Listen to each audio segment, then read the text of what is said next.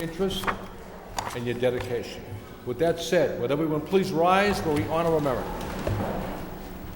I pledge allegiance to the flag of the United States of America and to the republic for which it stands, one nation, under God, indivisible, with liberty and justice for all. Madam Clerk, call the roll. Mr. Leahy. Absent. Mr. Leary. Yes, here.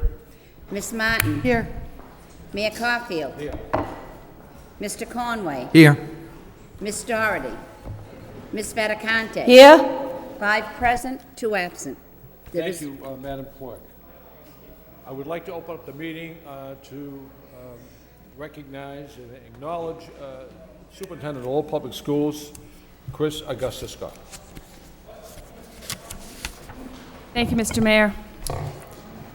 I'd just like to briefly put the budget situation that we're presently facing in the context of not only FY10, which we're presently preparing, but for FY11.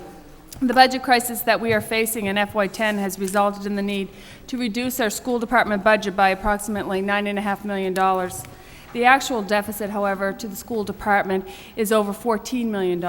However, due to the fact that we are receiving over $6 million in stimulus money from the federal and state governments, we are left to cut $9.5 million out of our budget that has already seen a devastating 5 years of cuts. Lowell Public Schools has lost over 400 teachers and administrative positions during this time.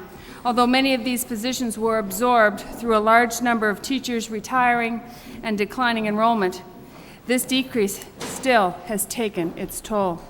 This year, we do not have a great number of retirees, and as such, many of the reductions we have to make this fiscal year will affect our respected and hardworking colleagues. Many of the proposals that have been put forward to the school committee over the past 6 weeks have been considered bold by some, but necessary from my perspective, because FY11 looks just as dire, and we need to take bold steps to button down the hatches so that we can weather this economic crisis with the least disruption to our classroom. That means having difficult conversations about closing schools, establishing class sizes that are of industry standard, leaseholds, cost centers within the budget that are in a deficit position, the cost of being in compliance with the Department of Elementary and Secondary Education, the cost of being able to keep our accreditation at the high school, and the concessions we will need from our employees in order to minimize the impact of this financial crisis. There has been a lot of discussion about administrative cuts that should be taken before appropriate class sizes are set. Rest assured, we do not have any option but to do both. Out of a $140 million budget, the school department spends approximately $15 million on administrative functions on running the school system. If we calculate the percentage of administrative cuts that are presently before the school committee, not including the closing of the Rogers School, it's a total of 36.4% of the recommended cuts are administrative cuts, and the teachers presently are 32.9%. Over the past 5 years, this infrastructure has been greatly reduced, and we need to ask our employees for concessions before we eliminate further administrative functions that will put us out of compliance with state laws. And when I say out of compliance, I mean things like 3 years ago we were not in compliance with regards to certain special education policies. We have a 45-day turnaround time with the state with regards to making sure that a child's individual education plan is serviced. If we cut, which we are in the position of having to look at, those positions that we have invested in, the school committee has invested in, and we received a letter in March that we are in compliance, that it will take over the 45 days easily to double that to the extent that we have to cut those positions. So looking ahead to FY11, we have no reason to believe the financial picture is going to be any brighter.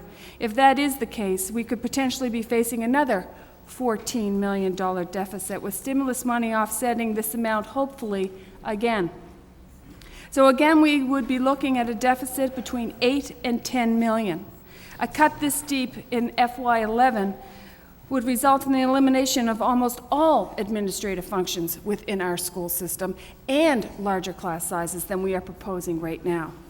Although this message may sound overly dire, it is my job as superintendent of schools to set appropriate expectations so that people can better understand and make sense out of why such difficult conversations have to occur and why we are asking our school community to make the decisions that they will have to in the coming months. Thank you. Thank you, Madam Superintendent.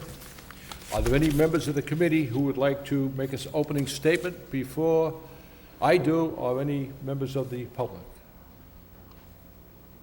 Very briefly, once again, I want to thank everyone for being here. It's a very important issue, but what's happening here today is happening through 351 communities in the Commonwealth of Massachusetts. I and the members of this committee and the superintendent do not relish the fact that we have to cut into this budget, seriously cut into the budget. We don't relish that. We don't like doing it. But there's two things in life we all know. There's death and taxes.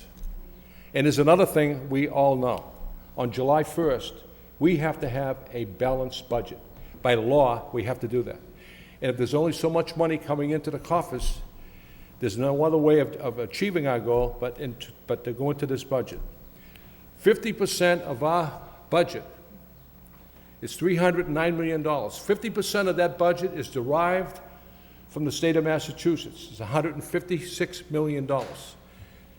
Chapter 70 money and local aid. The Senate has indicated that local aid to the city of Lowell, and it hasn't been confirmed, will be $139 million. That's a $17 million shortfall. The city of Lowell, the employees have already taken a 3-day furlough, and if you read the paper this morning, many other unions are stepping to the plate to take wage freeze concessions. It's not going to be easy, and we have to do our job, and the job we have before us is to balance this budget for July 1st. With that said, if there's any members of the public or employees of the school department who would like to come to the podium and offer your views, maybe give us some direction, please come forward. Go right ahead. I happen to be reading in the paper there that somehow we're getting a 666 million stimulus that's coming into Massachusetts. Is that true? I don't know the exact figure, but the city will be getting stimulus money from the federal government, which Governor Patrick will be deploying to the city, yes. Now, say we do get that and we do get, a certain amount of money. Can we use that to defer some of our cuts? Madam Superintendent? Thank you for the question. The school department is receiving approximately $6 million of stimulus money, around $2 million for special education services, IDEA. Half of that money can be spent to save positions, and half of it's for professional development and building to capacity. We're receiving just shy of $2 million of Title I monies, which is supposed to be used for support services, social workers, remedial math, and math and literacy services, and half of that money is also to be spent to save positions, and the other half is to be spent on professional development and building capacity. It's our understanding that the governor also is in receipt of stimulus money for the district, just over $2 million. That number hasn't been confirmed, so we've made the calculation as if we are getting that money. And that money in its entirety, my understanding, can be used to preserve and save positions. When could we expect that money or expect to hear about this? It's included in the budget proposal. We've assumed that we have this money right now, and we have saved the jobs that we could with this money.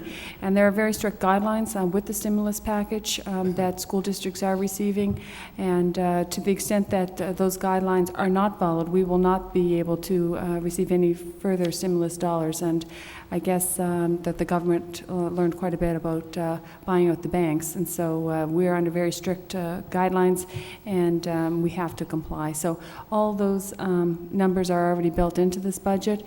That's why when I first spoke, we're really facing a $14 million problem here today, and so that's why it's 9.5. Okay, now as far as all these people that their jobs are being eliminated, what is the chance of things picking up and these people come back? Will these people be the first ones taken back, or will they be considered? Yes, it will be by contract and by seniority number, and people do have certain layoff provisions in their contracts. And again, FY11 is not looking any brighter for us. The fact that we already know that we are going to be receiving stimulus dollars from the federal government is definitely an indication of how dire the situation is. So, you know, but yes, unions will be working with us closely to ensure that people's rights, recall rights, are observed and honored. All right, thank you. I just want to make it clear that the stimulus money that we're receiving from the federal government is for fiscal year 2010. It's just a one-shot deal. And if we utilize that money for operating expenses, it's going to catch up with us sooner or later. It won't be there for fiscal year 2011. And thank God that the Congress and the Senate and President Obama has come forward with this stimulus money. But we should not rely on that stimulus money for operating expenses, because eventually it's not going to be there. Is there anyone from the Rogers School who would like to come to the podium and address the committee?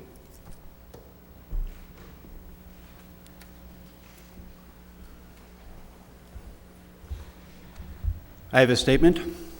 My name is Tim McGillicuddy, principal of the Rogers School, and very proud to be principal of the Rogers School. Less than 2 weeks ago, the Rogers School opened its doors to its students in pretty much the same way it has done since 1962. Students entered, as they always do, with smiles, greetings to friends and teachers. At 10:30, I was informed that there was a proposal before the school committee to close the school forever. I want to say that the Rogers School serves a very diverse population of 600 students. Students and their families come from almost every place on the globe: Brazil, Colombia, Ecuador, Guatemala, Mexico, Puerto Rico, the Dominican Republic, Haiti, Cambodia, Thailand, Laos, Vietnam, India, the Middle East, French-speaking Canada, Portugal, the Azores Islands. There are more than 20 different spoken languages represented at the Rogers. We are a school of immigrants. We are the face of Lowell.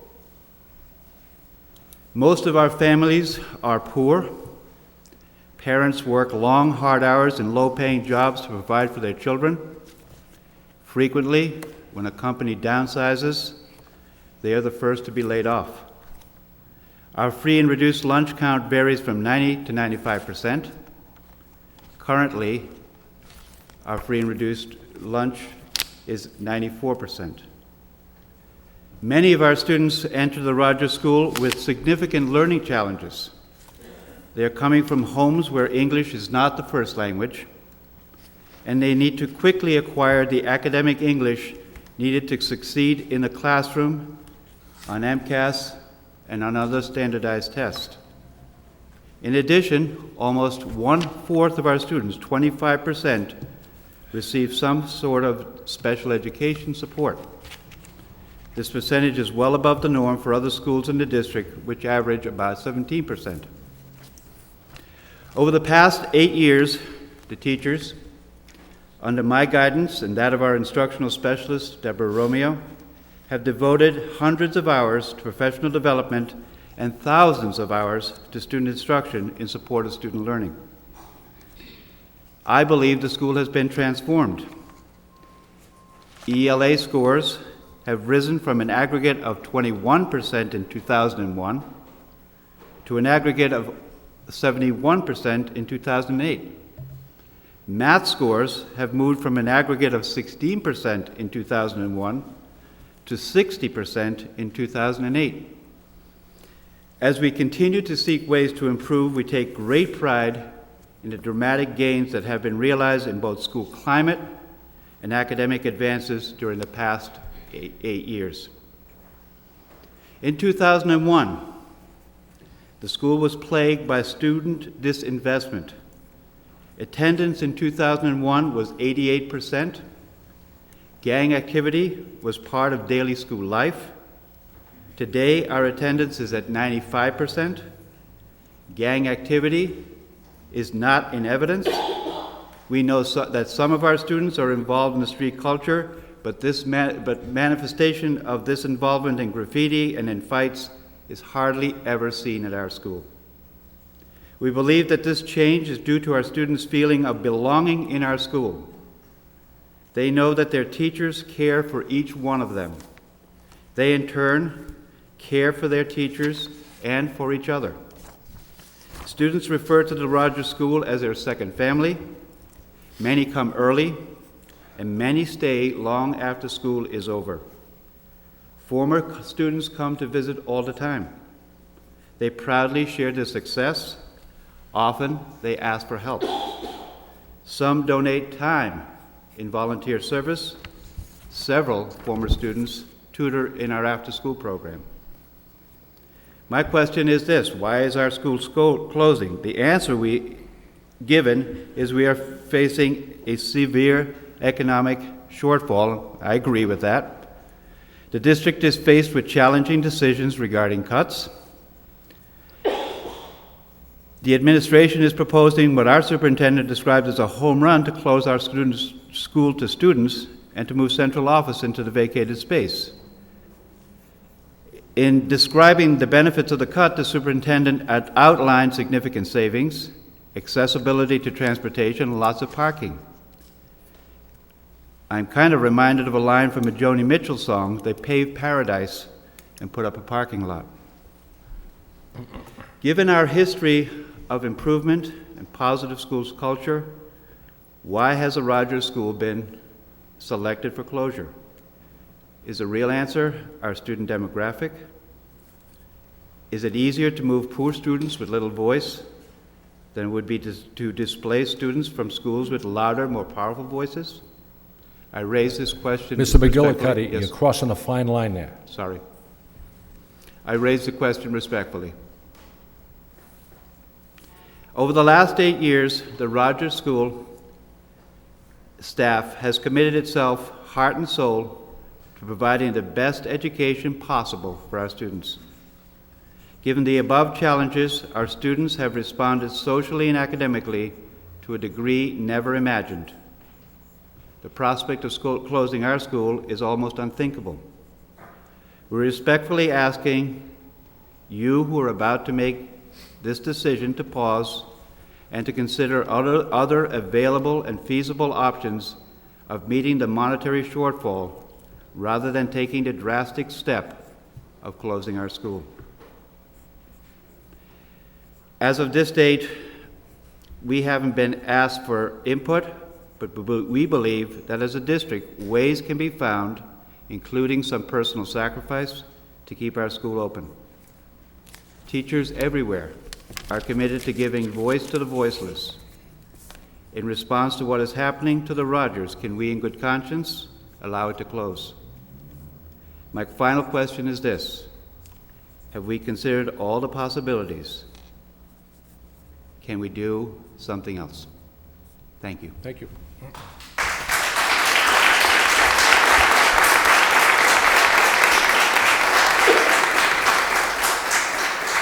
Is there anyone else who'd like to address this subject matter from the public participation?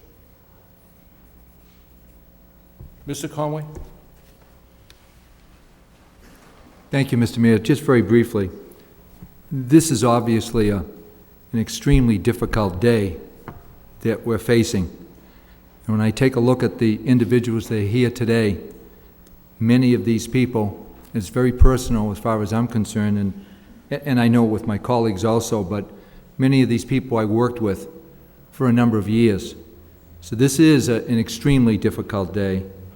The clerks, the custodians, the teachers, administrators, they didn't cause this problem that we're in right now. This problem has been caused higher up, nationally, and yet we're faced with these incredible $10 million cuts.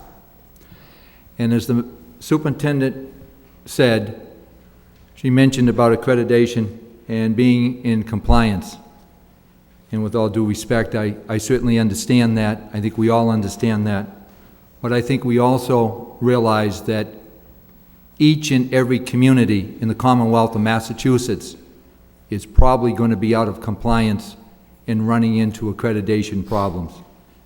And just finally, I think that we certainly do have to keep in mind our core mission, and our core mission is to educate students, and that is trying to protect the integrity of the classroom where education actually takes place. Thank you, Mr. Mayor. Is there anyone else who'd like to address the committee on the budget? You're entitled, yes, go ahead.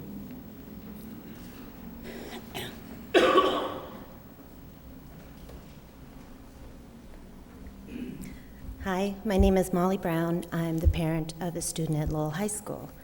I understand the difficult situation that we're facing. I don't want to see anyone lose a job. I don't want to see class sizes go up. I don't want to see the high school lose its accreditation. We have a culturally and economically diverse population who need everything to help them get a leg up, to get on to college. And I feel like if we take that away, people are going to have to leave Lowell to go to a community that has those offerings. I just got here a few years ago, and I'm very proud of the high school, and I'm very proud to say my daughter goes there. And I feel like it's giving her a leg up. But I'm worried that people will go to other communities that are able to offer these things. So I hope that we're able to go to the city again and ask if there's any more money, or to, go over the numbers again and find out what we can do and make some concessions here and some concessions here to try and make it as even as possible for everyone. Thank you. Thank you. And thank you, Mr. Leary, for your thoughtful letter to the Sun, because, Mr. Leahy, sorry. I'm sorry, Mr. Leahy, about how difficult it is, because we do respect that, and I understand how hard it is, so thank you. Before we get into the budget, I just want to make a statement that this city is extremely rich in its ethnic diversity. And that diversity is at every school, not just one school. And we cherish that. We're proud of that. And we're proud of the students. We're proud of the parents who excel, making sure that their children get a good education. The most important thing we can do today, and this committee can do, is to prioritize those cuts and make sure every child receives that education in the classroom every single day of the school year. Anyone else like to, Ms. Doherty? Thank you, Your Honor. If I could just respond to some of the ideas made by the speakers. Clearly, this is a difficult time. We're all unprecedented in terms of the fiscal realities we're facing. But when we look at the numbers the superintendent has given us in terms of our shortfall, that $9.5 million is based on an indication from the city manager that he would be recommending $5 million less in terms of the city's contribution. And just to remind my colleagues and people in the audience, last year the city's contribution was about $19 million. So $5 million less of that represents 28% less from the city in supporting the education of its children. That to me seems like a very high percentage, but since we haven't seen the city budget yet, we don't know yet what the local aid from the state is going to look like for the city in terms of actual numbers, if there will be additional federal stimulus money for the municipal side of government. I think it's premature for us to really say we have to make $5 million in cuts. I would be very surprised if the city is looking at 28% cuts in their departments. That is a very large percentage of a small amount of the, they make they supply 18 million, and 118 million came from the state. So it's a small amount of the funding that we use to educate our students.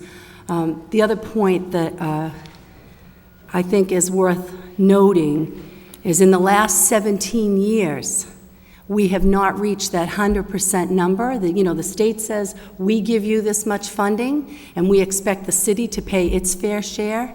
And for 17 years, we didn't get to that 100%. The state does allow the city 5% leeway. As long as you hit 95%, you're still within the law, and they roll over that extra money. Well, last year was the closest we came to that 100% in 17 years, and I believe, Mr. Lane can correct me, but I believe it was a couple of $100,000 that we were off, and I'm grateful. I'm very pleased to see the city stepping up to the plate and getting close to that 100%, and I recognize the city is in difficult, I'll say dire financial straits, as we all are, as many of us have seen in our own personal experiences with friends or neighbors or family members losing jobs, losing homes, all that. But I think when we start to look at some of these cuts and to try to get to a number like 9.5 million after 5 years of successive eliminations of positions, I believe to the tune of 400 positions over the last 5 years, I think it is important to keep in mind we have not seen the numbers for the city side yet. And the city manager may recommend to the city council 5 million, as he indicated to the superintendent last week, or he may change that number when he gets more substantial information from the state. But ultimately, Your Honor, the decision about how much money gets allocated, appropriated for our schools, falls back to the city council. Thank you. Ms. Doherty, I just want to let you know, and I know you read the papers, the largest union in the city of Lowell, 1705, has voted to take a wage freeze. The Lowell Fire Department has stepped to the plate and voted to take a wage freeze. Has anyone in the school department come forward and offered that concession? Madam Superintendent. Yes, Mr. Mayor, your superintendent of schools said that she would be taking 0, not the 4% in her contract, as well as the cabinet. That's a wage freeze. Ms. Doherty. And if I may answer that, we are currently in negotiations with our unions about what concessions would be acceptable. But again, Your Honor, if I could just respectfully remind you, we have not seen the numbers from the municipal side, and there is this sense that 28% cut out of it, and we'll round it up, a $19 million contribution from the city is steep. We have received a report from the Senate. Last year, our local aid was $156 million. This year, they are indicating it will be $139 million. Am I right, Madam Superintendent? That's what I've heard, Mayor. That's a $17 million shortfall. This is not a facade that I or the manager is bringing forward. This is real. Yes. If I could just make one more point in regards to that. I absolutely believe it's real. I know it. I'm living it just like everybody in this room is. But what does 17 million represent for the total city budget, excluding the school side, because I know we're almost half their budget? I do not believe it represents 28% cut on the city side. The city of Lowell is looking at a $12 million cut. Right now, on the DPW, there's 11 employees in the street department. Does that give you an indication, Ms. Doherty, what we're facing? And the unions on the city side are stepping to the plate to save their colleagues' jobs. Mr. Georges, you want to address this council, or the committee? Yes, I would. I just want to reiterate what Ms. Doherty is saying, quite frankly. At this point, you know, we understand there's a significant budget shortfall, but we don't know specifically what it is. The city manager comes up with a number of 5 million. What does that actually mean? My understanding is he was indicating there was a $13 million shortfall, 5 million of which was being afflicted on the school department. That's almost 40%. 17 million, Mr. Georges. We don't know that yet, Mr. Caulfield. That's a supposition. The city manager has not gone to the city council yet with a number, has not come up with a recommended budget. The city council has not approved anything. The protocol that's always been established has not been done. It's been done out of a sort of, let's get together, we'll call it 5 million. The fact of the matter is, along with those stipulations, the shortfall comes with some relief for municipalities. City of Lowell is 5 million below levy capacity. I'm not indicating I expect them to go to 5. Are you indicating we're going to raise people's taxes? Excuse me, Mr. Caulfield, last couple weeks ago I came here and I said we would be willing to help out if everyone was in the game. Everyone in the game. Now, what I'm seeing right now, I know there's going to be some stipulations coming from the House and Senate that are going to allow the local community to use other revenue-enhancing capacities or abilities. I want to see what the City Council does in that case. The fact of the matter is 5 million of what has been purported as 13 million is about 40%. The fact is 5 million, as we're indicating now, and I would advise the school committee to go to the $4.5 million threshold when you make cuts. Don't go beyond that. The 5 million, since it is not set in stone, don't act on it till it is. There is a process by which the City Council may find revenues. There are some things that we can do, and we have indicated a willingness to do them. But we're not going to do it in an atmosphere where we have no concrete numbers in which to deal with. Essentially, you people are doing the heavy lifting. You're the ones that are stuck with trying to find this $9.5 million when $9.5 million hasn't been confirmed as the number that you have to make up. And it may not be when all is said and done. It's unfair to you. Very convenient for a city manager. Sure, I'll say 5 million, you guys jump to it, everybody scramble, we try to do all the things we need to do, we get it to $5.5 million. I wouldn't go, but you own 4.5 million of it, essentially, or right around that number. I would suggest you go to that 4.5 million. You make those cuts that you need to 4.5 million because you know that's real. The rest of it may not be. We're making cuts in anticipation of a recommendation by the city manager without benefit of the official of any official adoption by the city council. The 5 million being proposed by the manager is nearly 40% of the proposed shortfall for the city, at least the numbers that I was getting, Mr. Caulfield. The city would be cutting 27% of its contribution to the schools in cash money. Is every other department in this city going to be cut 27%? We're looking for fairness, but we don't have numbers, Mr. Caulfield. And we're not going to jump the gun based upon some supposed number of $5 million.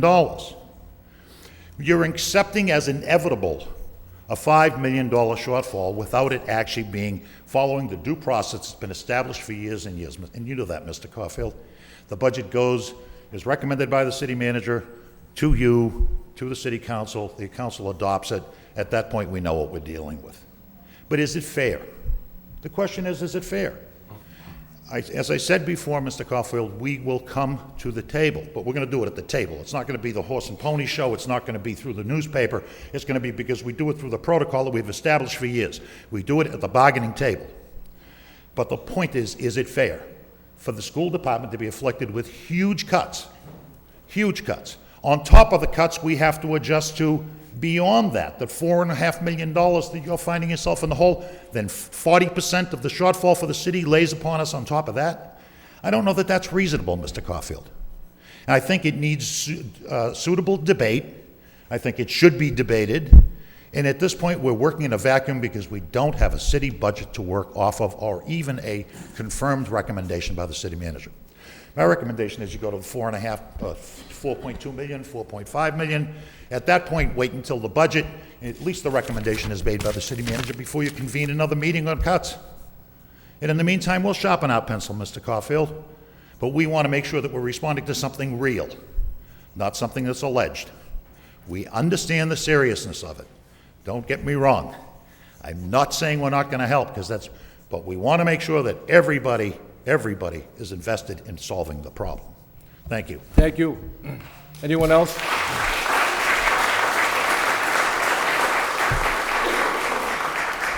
If no one else wants to come to the podium to speak, then we're going to start with the budget deliberations.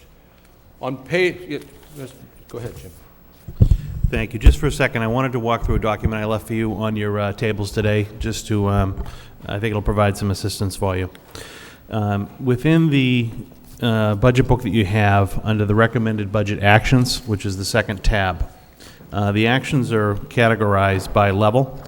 And what I've done is gone through and actually just recodified them by page number, just as they appear in the budget book. So I've numbered them pages 5, 6, and 7. It's the exact same recommendations. It just goes in the order of the pages. So if you take those 3 pages that I give you and actually put them in the second tab after page 4, when we go through the budget line by line, you can actually go page by page. Yeah, this is at the later time. Ms. Doherty? Your Honor, I have actually 2 questions for Mr. Lang. Did the numbers in terms of the the savings attributed by closing the Rogers School, did those numbers change from what we were originally told? Because the numbers, the new sheets don't seem to align in terms of the cost savings for closing the Rogers School. No, the new sheets that I gave you, pages 5, 6, and 7, just resort the actual recommendations and just put them in order as we're going to go through the budget book, just so they're the right chronological order page-wise. So then my second question is that, so we are going to start on page 5 and we'll do central administration first? That's a decision for you folks to make in a second. I just wanted to give you the page numbers. You can decide to go programmatically, level by level, or if you want to go page by page. But I'm just trying to put them in order because at some point we're going to go page by page. Right. And it's easy to have them in order. Well, my understanding was that it would make sense, we're trying to make a decision about the Rogers School Right. sooner, so we should start with the recommendations on page 5? Either that or page Your Honor, 1. with all due respect, my colleagues and I would like to take a 5-minute recess, sir. Motion to take a 5-minute recess by Committee Member Fattacani, seconded by Mr. Leary. All in favor of the recess indicate by saying aye. Any opposed? Okay. Recess is on.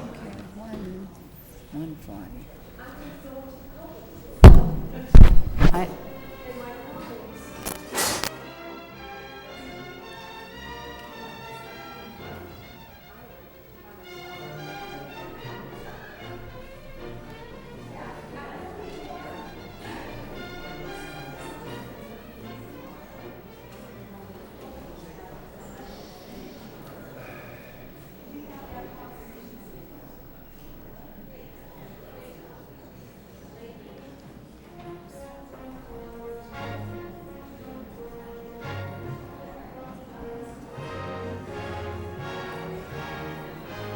Is this normal?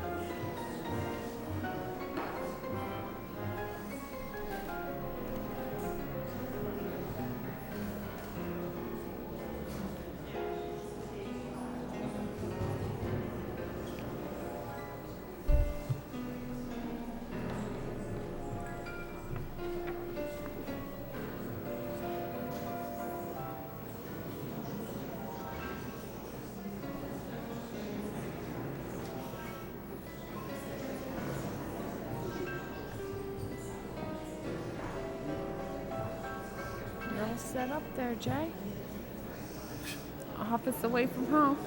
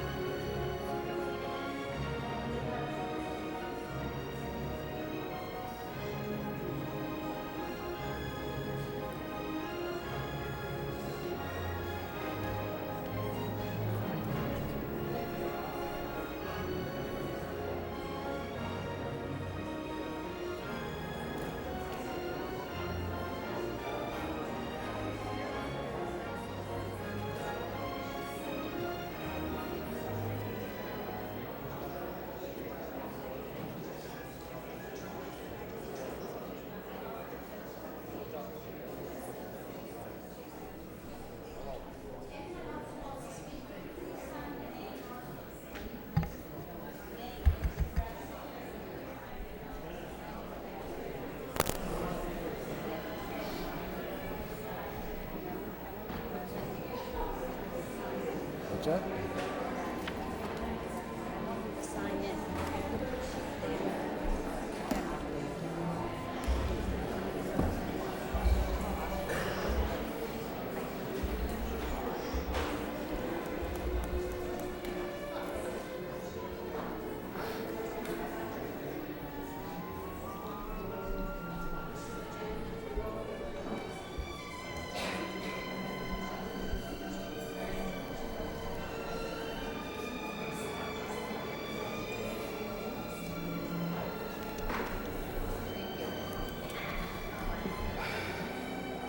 Think 5 minutes have gone by?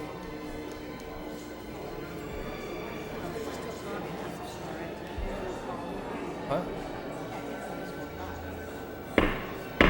Do we find our places so we take a roll call?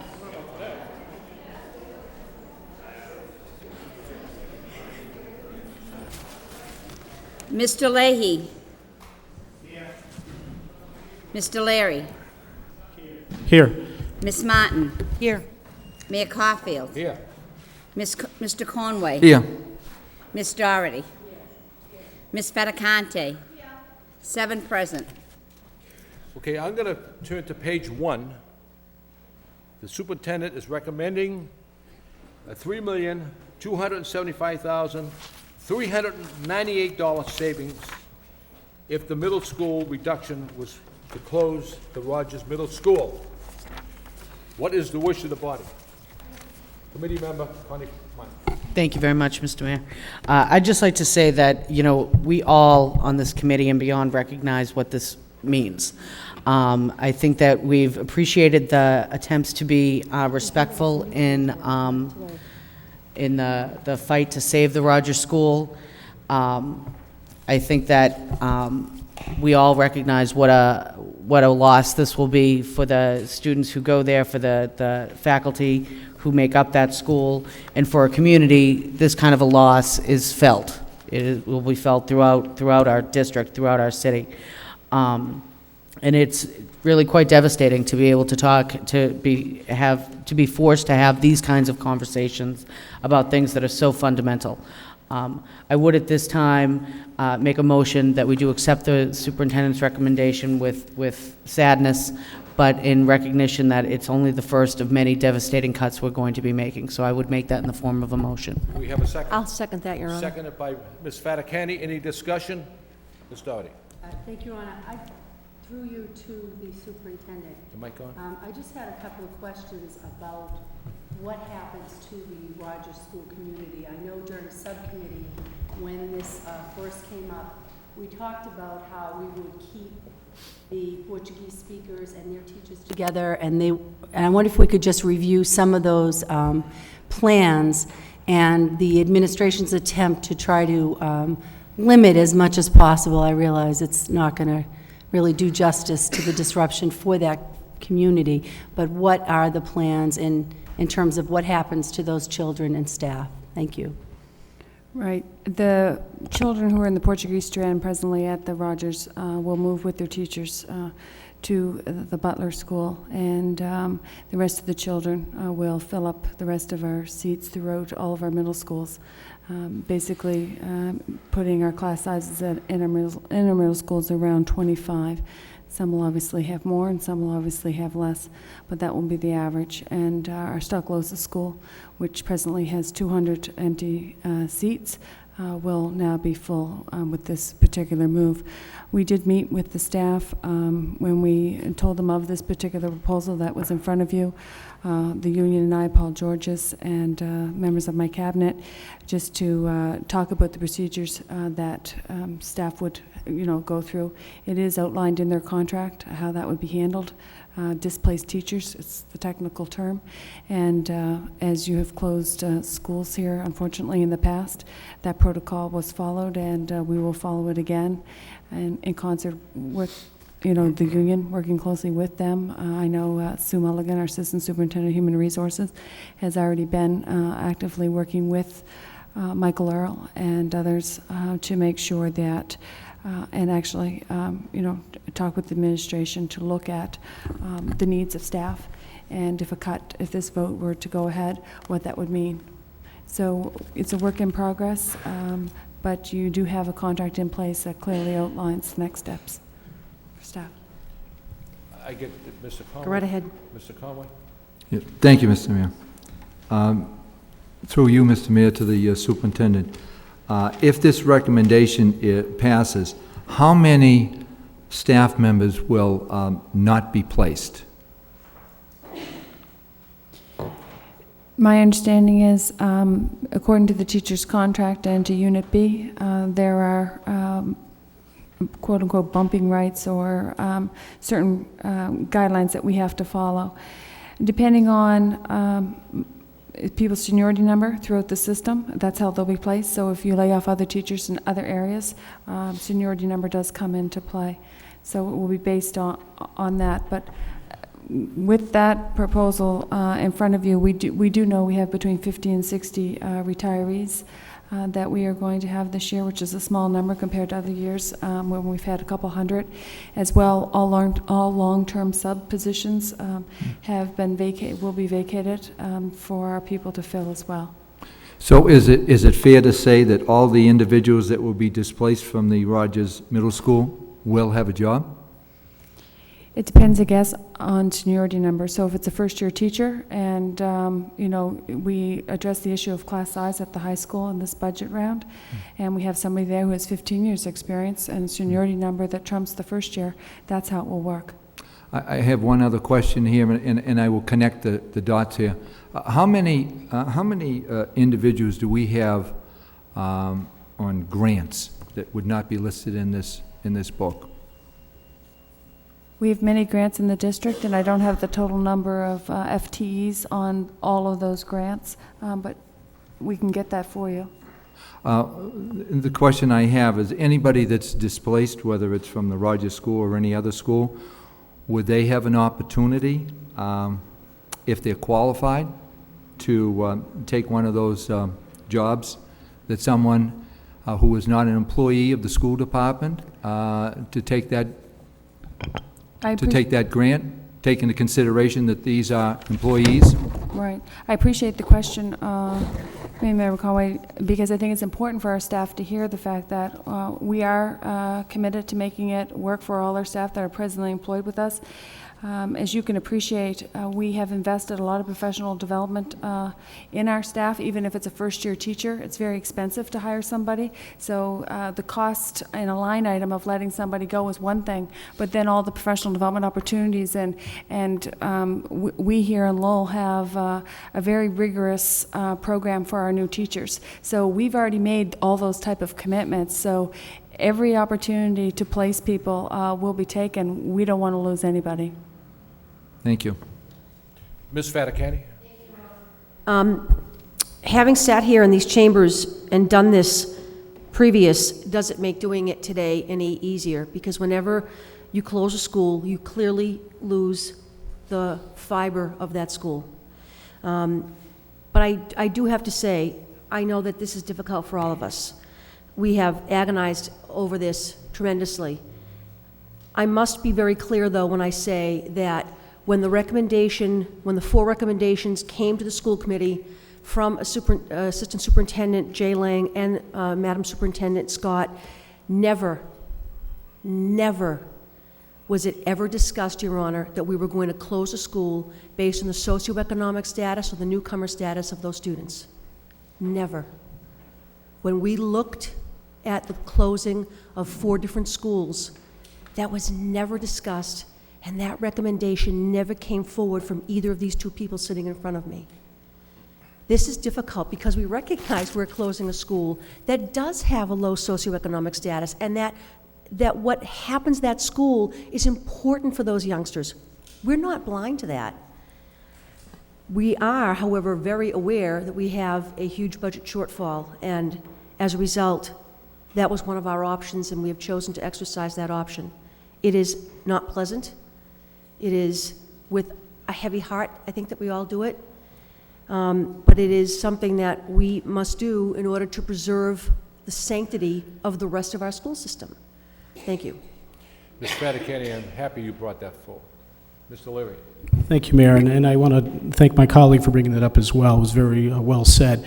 I think part of the issue with looking at the Rogers School, for me, in terms of making a decision on it, in a variety of different reasons, but the two biggest issues is that the locations of the two other middle schools where the population of folks is diminished, for example, the Stocklosa is only 2/3 full, and being a mile away, probably less than a mile away than the Rogers School, and the Butler School being slightly longer than a mile, those three middle schools are essentially in the same general area. Granted, walking from one to the other is a challenging road. It's not like walking distance without easy walking distance at all. That is a huge significance why one would take a look at this area, as opposed to taking a look at the Robinson School or the Wang School, where the Wang School is busting it. It's too small for that area. Also, the amount of money you're looking at. When you're looking, and I know Mr. George has articulated you don't know the final numbers, and the one part that I will clearly agree with Mr. George is we don't know the final numbers. However, it isn't going to be $4.5 million. It's going to be a lot more than $4.5 million. This is a $3.2 million savings, if you will, and it's not the best choice of words. I know that, but it is 3.2. And if the worst case scenario is we're talking 9.4 million, it's a third of what we're looking at, with potentials, with further discussion, to go clearly up close to around 4 million. It's a fantastic building. It's in a perfect location in terms of what the overall organization, being the little public schools, are looking at. In terms of the folks at the Rogers School, it isn't fair. Not at all. It's not fair. Unfortunately, for the organization itself, the Lowell Public Schools, it's a bad decision, but it's the best bad decision. And saying that, it doesn't make it any less easier. And again, I want to repeat, it isn't fair. It's just not fair. I am going to be voting for the superintendent's recommendation.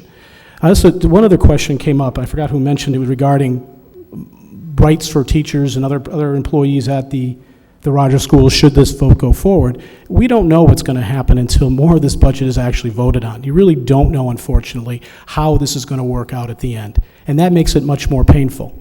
I think what the committee is going to try to do, and I may not agree with all my colleagues on their votes, but I think what we're all going to try to do is get the information we best can to make the best decisions from our perspective for the entire organization.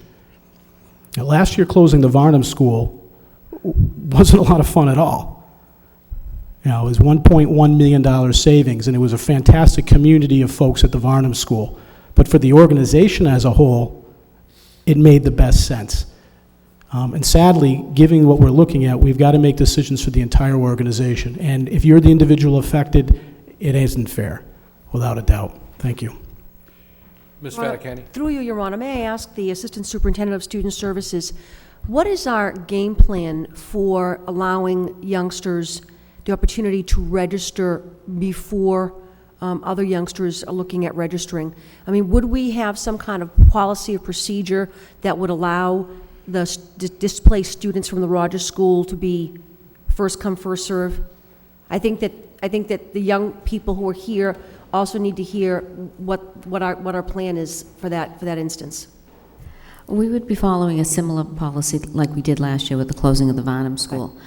What we did was we had meetings with parents, we had meetings with students, certainly students from the Rogers School who live in the west zone, which is over at the Stocklosa. I believe it's almost 70% of the students live in that zone. And if they chose to go to the Stocklosa, we would certainly want them all to come as a group over into the Stocklosa, and we would give them first choice. Absolutely. We would look to place the Rogers School students first. Does that answer your question? That's my question. Thank you, Your Honor. Before I ask for a roll call, it's a double-edged sword. You either save $3.2 million closing the Rogers School, or you make $3.2 million in personnel cuts. That's the bottom line. There's no easy way out of this. No easy way. Roll call on the superintendent's recommendation to close the Rogers Middle School. Mr. Leahy? Yes. Mr. Leary? Yes.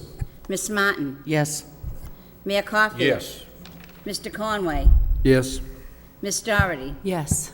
Ms. Fattacante. Yes. 7 yeas, passes. Turning to page 2. Excuse me? The bottom part of page 1, right here with the central Oh. administration. Well, that's part of the overall central Oh, administration. I'm sorry, you're right. You're right. I apologize. Thank you.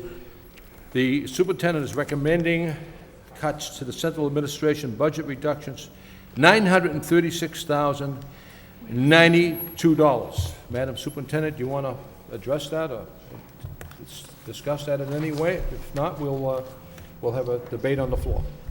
I'm fine with proceeding with questions or debate. You have planned to reduce the central administration budget by $936,092. That's on page 2. Yes.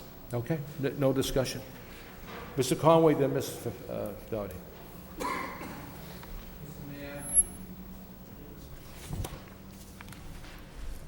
Where it says their attendance officer position, one position to be eliminated, I'd like to make a motion to reinstate that position. I will second that, Your Honor, and I, Is that on page 2? yes, sir, it is. What position? The attendance officer, and if Mr. Conway wants to explain the reason for that, Your Honor? Go ahead, Mr. Mr. Mayor, we're talking about 14,000 students in the city of Lowell. And if anything, and I know that in the past, we certainly have talked about enhancing that particular department, not cutting it. We only have one full-time attendance officer at this particular point with 14,000 students. And by the way, that position, I don't know if it has any bearing on it, but it is a civil service position. I'm not sure if Central knew that. But anyways, putting that aside, the fact is that I think we all realize that attendance is extremely important. The best curriculum in the world is not going to be effective unless we have those students in those seats. And I think that certainly by taking an attendance officer, full-time attendance officer, and pulling him out, doesn't really make a lot of sense at this particular time. So I would make the motion that that is reinstated. Thank you. Ms. Doherty? Thank you, Your Honor. I would agree wholeheartedly with my colleague that attendance is essential. And I think that in the past, we did have a department of attendance officers, probably never the amount we needed. But my understanding of how we've been tackling the issue of student attendance in the district, at least in the last 5 years since I've been on board, has been each school doing their own efforts with some support through the Connect Ed program that we now can call parents. And at the high school, we've had tremendous success with this model. We have officers going out to homes, we have clerks making phone calls, and in the freshman academy alone, we have improved attendance 6% by this model where we do each school, the attendance effort is school-based. My understanding of this position, and as much as I hate to cut any position, it is a $75,000 position, is this person is now in a district-wide role on their own, that there's no direct correlation between these school-based attendance programs. In terms of, again, I use the example of the high school. We have a network of effort that's going into getting kids to come to school, and we've seen tremendous success with that network. And so my feeling is when we're facing the amount of cuts we're facing, we need to really be focused on what is absolutely essential to the work we're doing. I agree with my colleague, attendance is a priority. I believe we are making great strides in that by our school-based approach. And so I would be in favor of going with the superintendent's recommendation and would not be voting to reinstate this position. Thank you. That salary is $72,814, I believe. Okay? I read the wrong line. I'm sorry. It's $72,000. Madam Superintendent and Mr. Leary. Just point of clarification for the committee. The committee needs to know that, in fact, there is Massachusetts general law that states that we do have to have a function of an attendance officer.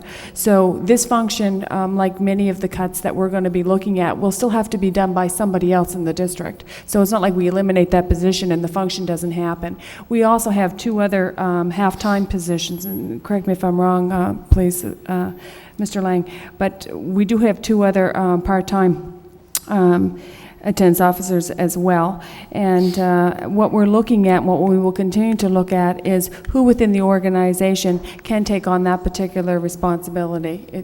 Again, it does need to, it does need to occur. Mr. Leary. Thank you, Mayor. What I want to do at this time is make a substitute motion to take the central office positions of $178,450 and actually put it into our suspense account or put into abeyance. I have some of these, like the transportation coordinator position isn't filled because we removed it already. I could vote on that today because we're not going to fill a position that's not funded. But I have a lot of questions regarding, and I'm still going through material regarding the custodian, supervisor, et cetera. So, I'm going to second Mr. Leary's motion, Your Honor. and I'm willing to, I mean, I got some things I have to work out regarding the custodian issue. Some of these positions, Mr. Lang, I know, for example, former Mr. Dakota's position, the transportation, isn't filled anyway. We can easily vote on the $75,455 because we're not going to fill a position like that anyway. But the rest of it, I like to put into our suspense account and have a, I guess a substitute motion as clear as this, is every position in central administration put into our suspense account except the transportation coordinator position, which I'd recommend to cut. Just for clarification, Mr. Leary, you don't want to cut 178,450 out of Not the budget? today. I mean, we're going to look at it Monday or Thursday, but I got, that's, I mean, actually, say that again? I'm sorry. Oh, I'm sorry. I apologize. The total is 936,092. I apologize. The only position that I'd be willing to make a move today on would be the transportation coordinator position, which isn't filled already.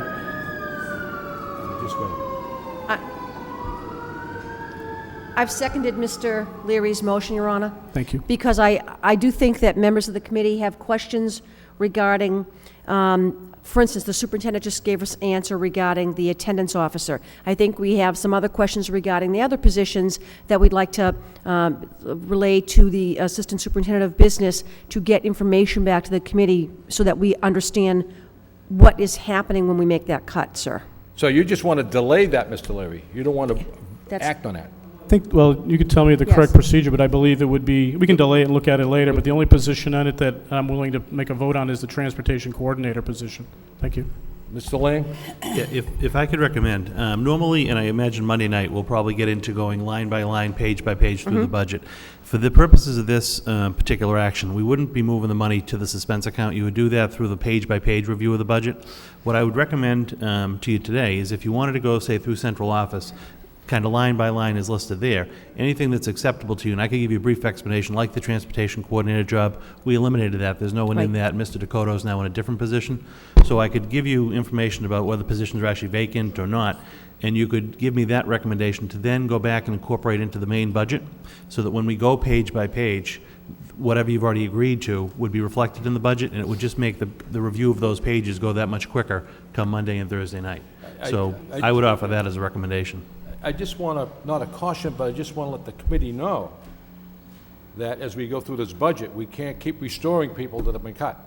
And that wasn't the intent. I'm not saying we're restoring anything. I just had some, and I agree with you. I'm not trying to restore anything. I'm trying to get additional information to make a final decision. But I concur. Because we're not going to reach the goal of what we were here for. No, but we have Monday, Thursday as well. Why don't we take a roll call vote on Mr. Conway's motion to restore? No, we got a motion, and we got a substitute motion that's been. And I seconded it. Oh, to delay that?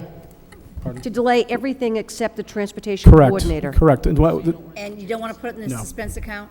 We're going to delay. Just We're delay. going to delay. Delay. Sooner or later, we have to look at it. Absolutely, Your Honor. Ms. Doherty? I would just like to say I agree with Mr. Lang's approach, which is rather than delay the whole section, to go line by line with the ones that we are comfortable voting so that we can move forward with those decisions. So I would be voting no on the substitute motion. I think we should go line by line. And what if, not to interrupt you, I'm sorry, Ms. Doherty, that's fine, we can go line by line. Let's do that. That'd be the substitute motion. We then can just vote take a on that. voice vote on that, as long as Thank it's you. going to come back. So you're withdrawing? All You're withdrawing that motion? So you're withdrawing the substitute motion? I withdraw the substitute motion. I'll withdraw my second.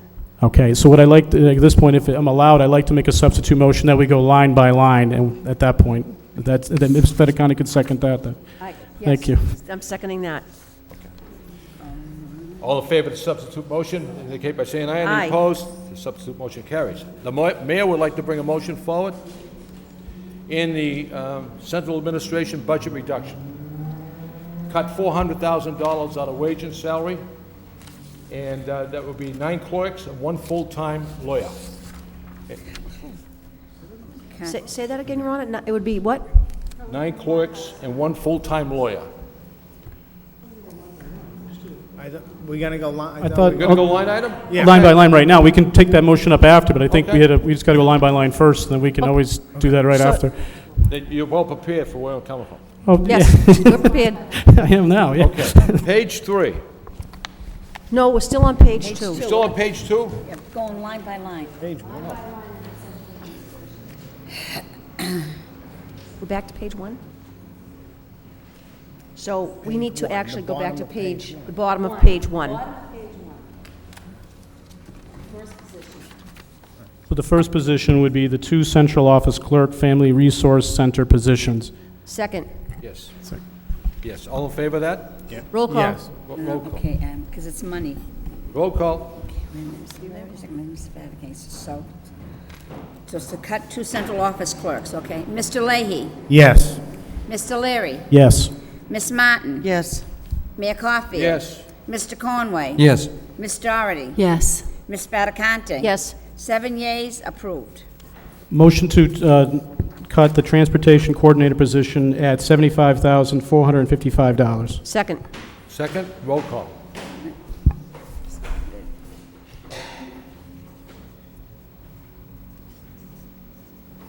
Mr. Leahy. Yes. Mr. Leary. Yes. Miss Martin. Yes. Mayor Caulfield. Yes. Mr. Conway. Yes. Miss Doherty. Yes. Miss Spadacante. Yes. 7 yeas, approved. Yeah, I'd like to do the next 2 together, the .5 central office clerk, finance and operations, and the payroll positions. Second. Second. Any discussion, debate? Roll call. Mr. Leahy. Yes. Mr. Leary. Yes. Miss Martin. Yes. Mayor Caulfield. Yes. Mr. Conway. Yes. Miss Doherty. Yes. Miss Spadacante. Yes. 7 yeas, approved. Your Honor, I don't know if I make a motion, but the supervisor custodians I'd like to hold at this point in time. That was one of the ones I wanted additional information. Motion Should to I- delay on the Okay. supervisor of custodians, Your Honor, until we have more information back from Assistant Motion Superintendent to Jay delay, Lane. we have a second. Any discussion? Yes. Second. Second by, well, seconded by Ms. Well, He Fagin. has a discussion. I'm seconding. He wants to discuss it. All in favor of the delay on the custodian supervisor? Mr. Leahy wants to discuss it, I'm No, sorry. I'm Oh, sorry. okay. I voted to delay it or table it or whatever you want to say. All in favor of the delay, indicate by saying aye. Any opposed? Aye.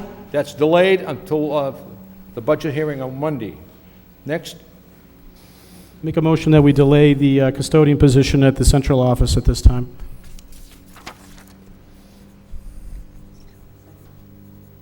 so we have a second. Seconded by Ms. Martin.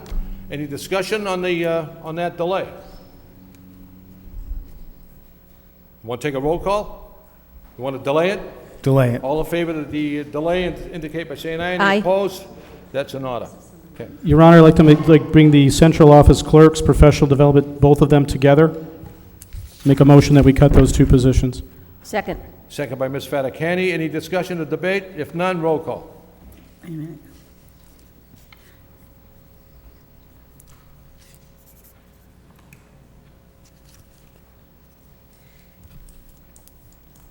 Mr. Leahy. Yes.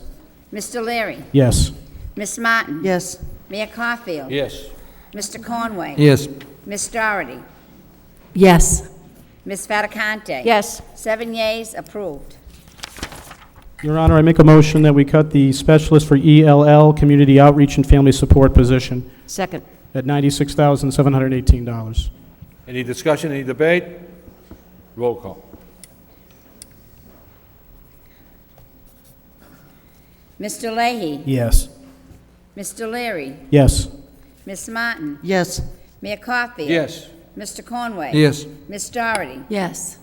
Miss Fattacante? Yes. 7 yeas, approved. I'd like to, oh, I'm sorry. Madam Superintendent? I would just like to clarify for the committee that that particular position, although has been eliminated from your general operating budget, has been moved to a grant where that particular position of outreach to the community was part of a requirement, I believe, for the stimulus, actually. I'm sorry, I missed everything you said. I apologize. Say that again. The position still exists within our system. It's been moved to a grant to, because a particular grant had an outreach component to it, so we moved it, we were able to move it off our operating budget. I just wanted the committee to know that position still existed somewhere. Your Honor, I make a motion that we cut the district support specialist position valued at $75,910. Second. Any discussion? Mr. Leahy? Yes, through you, the superintendent. Is this one of the three that is not filled by a retirement right now? Is this one of the three? That's correct. There was a retirement, okay. That's correct. All right, thank you. Roll call. Mr. Leahy? Yes. Mr. Leary? Yes. Miss Martin? Yes. Mayor Caulfield? Yes. Mr. Conway? Yes. Miss Doherty? Yes. Miss Fattacante? Yes. 7 yeas, approved. Your Honor, Mr. Leahy? I'd like to make a motion. Is it my understanding that there's two other positions, district support positions at central office? I'm not exactly sure the title, There's but there's three? another, Okay. the one that we've just cut, there's another one that's, does the same function. So there's one more. And through to Assistant Superintendent Murphy? In my office, we have 2 district support specialists from the local budget. One person is retiring, and that's the position that you And just one more. eliminated. There are 3 district support specialists at the Family Literacy Center that work with early childhood. They're funded through a grant. Okay. In terms of titles, there is one other district support specialist through my office who is funded in a grant. And again, we're not sure of the funding for the grants for next year. What are the 3 positions downtown at central office? The ones that work for me Yes. are district support specialists. There are 2 on the local budget, Yeah. and 1 is on a grant.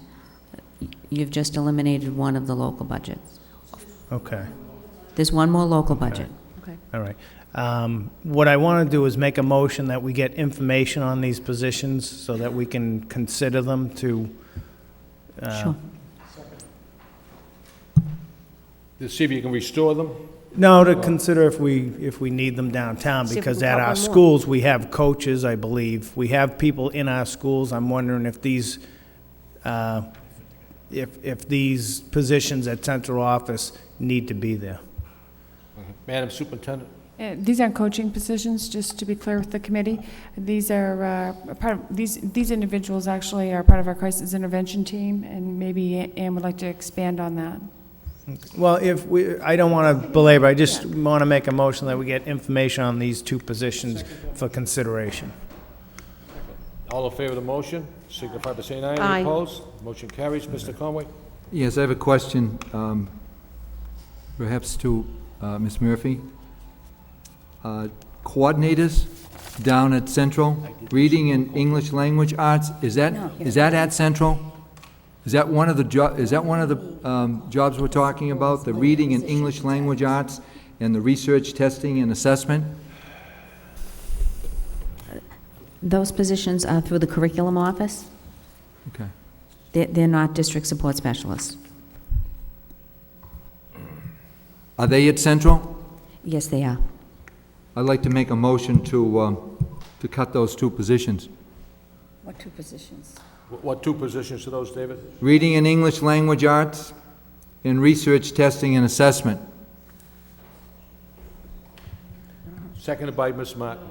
No, oh, you didn't say, oh. Do I think- do I have a second on the motion?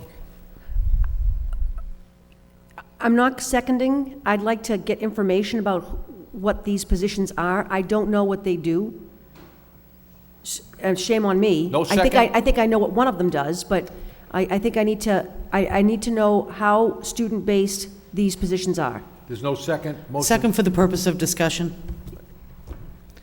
Can I, now, Yes. moving on to discussion, where Mr. Leary had just requested some additional information about specific positions, could we put this in the same category that we'll be requesting additional information on these specific positions? There may be others as we move forward, but not taking the actual action tonight, so that instead we're getting better information to make the decision.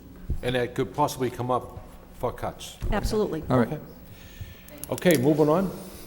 But I have a motion, it's first and seconded, we have to act on it. So we have to Yeah, act. first and second. Does Mr. Conway want to The withdraw motion his failed motion? because of a lack of I'll second. withdraw that motion. So, okay. Okay, withdraw them, okay.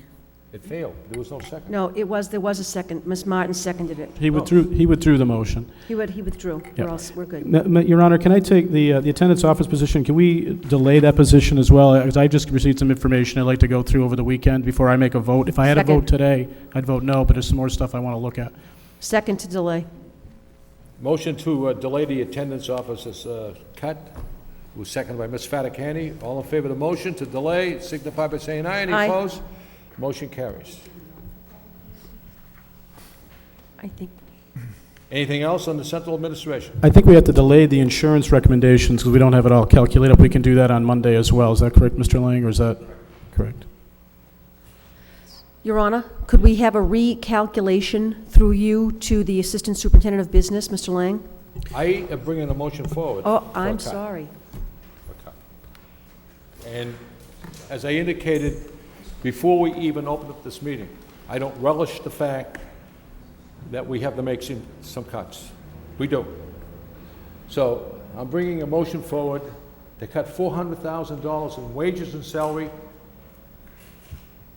at the central administration. That would amount to 9 clerks and 1 full-time lawyer. I'll second that. Second, any discussion? Mr. Leary? Just through you to the superintendent, or maybe to one of the assistant superintendents. The attorney position, if I'm getting it right, is a SPED attorney position. Is that correct, or is that? Yes, there's two. Two of them. There's 2 of them, so you're like looking to One go. hits your local budget, and Okay. one hits grants. Okay. I guess the question I have on it, and I remember asking the same cut that you asked when I first got on the board a couple of years ago. The question I asked is, how much were we paying in attorney's fees prior to hiring these people as in-house counsel? Because essentially what they are is in-house counsel. And if I remember what was the thought process back then is we hired these individuals because the outside counsel fees were around $200, $250 an hour, and it was actually a savings by having the attorneys in-house. I guess the question is that still a correct statement? Or is it are we measuring this at all? Do we know if that particular position is actually valid? I mean, is it still cheaper to have it in-house as opposed to out-house? And if we did eliminate the position, would we still have to pay attorney's fees to folks that are outside counsel? Madam Superintendent. I'm doing a little bit of looking into the history on this particular position. As you just stated, it is my understanding as well, and as recently as a report came forward to this committee last year on this position as well, and that's what that report said. Assistant Superintendent Murphy has requested an update from that department, but that was the premise. Not only it would be a cost savings, but also it was a part of bringing our district into compliance in a timely fashion with regards to all of our special education issues and as well as our discipline hearings, et cetera. Just to follow up, I guess the big thing for me is the cost. So are we saving money by having people in-house and still having effective, right, folks working for us, or is it better off for us to pay the $250? I don't know who I'm addressing it to. The $250 per hour for somebody outside. Do we track in terms of how much per hour their salaries would be worth with the amount of hours they work? We are bringing that report forward next week. So that information, I can't, Mayor, if you want to add more information, I would vote for more information, but until we get that information, I couldn't vote for that cut right now. Mr. Leary, I would certainly support your argument if we had one lawyer. But we have two lawyers, and... Good question, Mayor. I guess the point is then... And I know they're on a grant, they're getting half their salary on a grant, plus they have health and medical insurance from the city. Excellent. $50,000, that's what... So can I make a suggestion, because that's even better? Why don't we have two attorneys, so it should be, that's something that should be factored into that equation. I mean, the mayor's got a good point. I mean, if it's cheaper to go outside for representation, then we should be going outside. But if it's more cost-effective to stay inside, by all means, it'd be the vote to vote no on that motion. So I guess the suggestion would be, Mayor, can we get that information prior to taking that vote?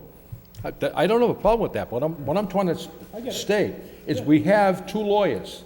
Is there a need for two lawyers?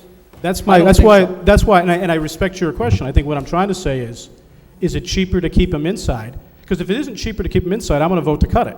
But is it cheaper to keep them inside as opposed to going to outside counsel? I personally think one lawyer could handle all our legal needs. Ms. Martin? Okay. Sorry, I did have my hand up. No, absolutely, and I was kind of hoping that we would be able to take this two-lawyer issue and move it into the same process that we're doing with all these other positions that are coming up, so that we can have actual information to make the decision. Could I also include in that the 9 clerks? I don't know if you have specific people you've picked out that you want to cut? No, or if there are absolutely specific positions. We've eliminated 5 in this last hour at central office. I don't know who the additional ones are. If the 9 you're referring to are these 5 plus 4, or if the 9 you're referring to are an additional 9? I'm looking to cut wages and salary, and I would leave that up to the jurisdiction of the superintendent to make that cut. There's 31 clerks downtown. And we don't need 31 clerks. That's an average of 6 clerks to every department head down there. And we don't need that many. I'm asking you, if you've determined we don't need 2 lawyers, okay. So how many clerks have you? Make a cut. If you don't want to support it, that's your prerogative. Well, I don't think we can support anything if we don't know what it is. My request would be, if we can get the additional information we need regarding the attorneys, that would be extremely helpful. If we can get if there are not specific clerk positions you're looking to cut, and it's just a matter of getting recommendations from the administration, can we please get that information then? So that in addition to the 5 we've already cut, what the next recommendation would be in terms of the additional 4, I'm assuming, that the mayor would like to see included in our discussion, our next series of discussions. Yes. So Mr. Leary's brought a motion forward to delay this motion. Pending information. Seconded by Ms. Martin. All in favor of the motion signify by saying aye. Any opposed? Aye. Motion carries. Yes, Ms. Doherty. Yes, Your Honor, if I could ask you a question. Yeah. Was your motion to eliminate 9 additional clerk positions at central office as well as 1 attorney? Because that was what I heard. Yes. So it's in addition to the 5 at central Yes. office we eliminated today? Yes. Okay. And that number is based on? There's 31 clerks downtown. 31. You be the judge of that. So you just picked 9 as a number? It's a $400,000 cut in wages and salary, and with the lawyer, that's approximately $400,000. Okay. They average $40,000 a year in salary. Point of order. I think we already voted on that to get delayed information. I'd like to get to the high school part of it. I think I've got a lot of questions, and I know my other colleagues have it. The high school one I like to delay, but I'd like to get information.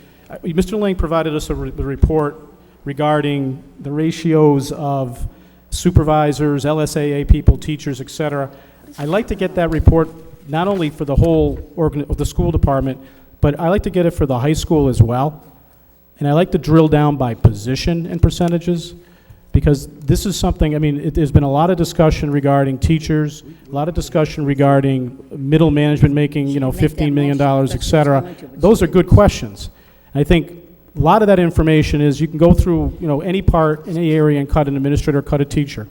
But I like to get exactly how that stuff breaks out by the high school and by the whole school department. I think that report you started with is a good start. It leaves out, I want the grants in there too, Title I specifically, because I think that stuff is really good to look at as part of overall information. I mean, we need the custodians as well, because we need to know the percentage of employees with the custodians in it. I think that'll be a very telling bit of information when we reconvene on Monday. But I'd like to make a motion that we delay the high school at this point in time. Are you seconding this motion? I am. I'm Ms. going to Fi- second his you- motion. Second. And I'm going to You don't want to agree- even want to discuss the $2,300,000 I think we can in cuts? discuss, but Your Honor, I'd like to know specifically what some of these job responsibilities are, because I think the goal, my goal, I'm going to speak for myself, the more centrally located to the classroom, the least likely is my feeling to want to cut. So if some of these people have a direct correlation to the classroom, then I want to know that. So I want to know, and if they don't, then I want to know that too. So there's a motion to delay the Lowell High School budget reductions by Mr. Leary, seconded by Ms. Fattacandy. Any discussion on the motion? Yeah, real quick, I mean, is it okay to get, not only that part is the motion to get that information, you know what, do you know exactly what I'm looking at? And you know why I'm looking at it, I guess, is the question. Okay, thank you. Ms. Doherty, then Mr. Conway. Again, I would go back to what we did with central administration. We do have, I think there are some line items that we could agree on that would help move the process forward. And one of those would be to adopt the attendance policy so that we could save $464,000. We had a lengthy discussion about that at our last subcommittee meeting. I mean, just in terms of the ones that are not controversial, getting those decisions made, that would just be one issue that I think I would be in favor of. Maybe separating that one out and maybe another one or two if my colleagues feel there are other decisions that we are not waiting for additional information we could make right now that impact the high school that would enable us to move forward. And that one jumps right out at me. That's, you know what, that's a smart position. I can actually support it. I would do that line, but we can go line by line. Thank you. So you Mr. make Conway? a motion to go line by line? Just a quick question to the superintendent, because I assume we have this information at this particular point if we're talking about making major cuts. How many teachers do we have at Lowell High School at this point? Through, to Assistant Superintendent Mulligan, do you know the number?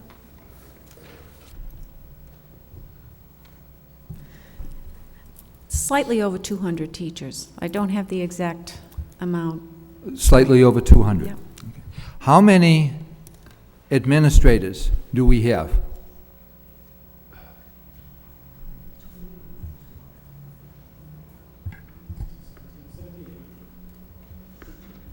Please keep in mind that's Unit B administrators. I mean, Does anybody have that number either? If I can point out for you, in the, if you flip to the Lowell High tab of the budget book, it actually gives you an FTE and a monetary breakdown of each position at the high school. I know him. But I don't believe it says if somebody is Unit B or not. Is that correct? You're correct, this doesn't break it out that way. No. I think what we need, I think we need a proportion. We have to find out, and I think Mr. Leary, that's what Mr. Leary was talking about too, is we need to find out how many teachers are at Lowell High School, number one. Number two, we have to find out how many Unit B individuals are at Lowell High School. I think we need to take a look at that, so we find out what the ratio is. I'll address that in Mr. Leary's report. Thank you. Now we're on Lowell High School, that's delayed, I take it? Ms. Doherty? We actually didn't take a vote on that. As I indicated, there are at least 4 lines. I make a substitute motion to separate out 4 of the line items to make movement on today and to delay the rest until we get the information. Second. Who seconded it? Which line item are you talking about? I'm talking about the elimination of an academic chair for family life and consumer science position, the elimination of 10 teaching positions through attrition and retirements, the adoption of the attendance policy proposal that will increase unexcused absences to 8 per semester, and the elimination of the 1 statistician position.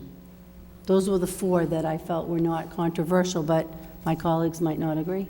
I would second that. I think that way we move forward with the decision. So, Ms. Doherty, what are you saying, that we should move on Those eliminating those 4 positions that I just listed now. For now, but there's a lot more to... Right, and then put the rest to delay for more information. Substitute motion by Ms. Doherty to cut those 4 positions, seconded by Mr. Leary. Any discussion or debate? Roll call. Mr. Leahy. Sure, could you list the positions again? And, yeah, I need it too. Thank Do you. you want me to say them? Yes. Just want somebody's. Okay, eliminate 1 academic chair, family life, consumer science. Eliminate 10 teaching positions through attrition and retirements.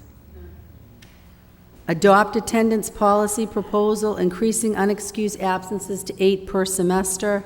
And then further down, eliminate 1 statistician position.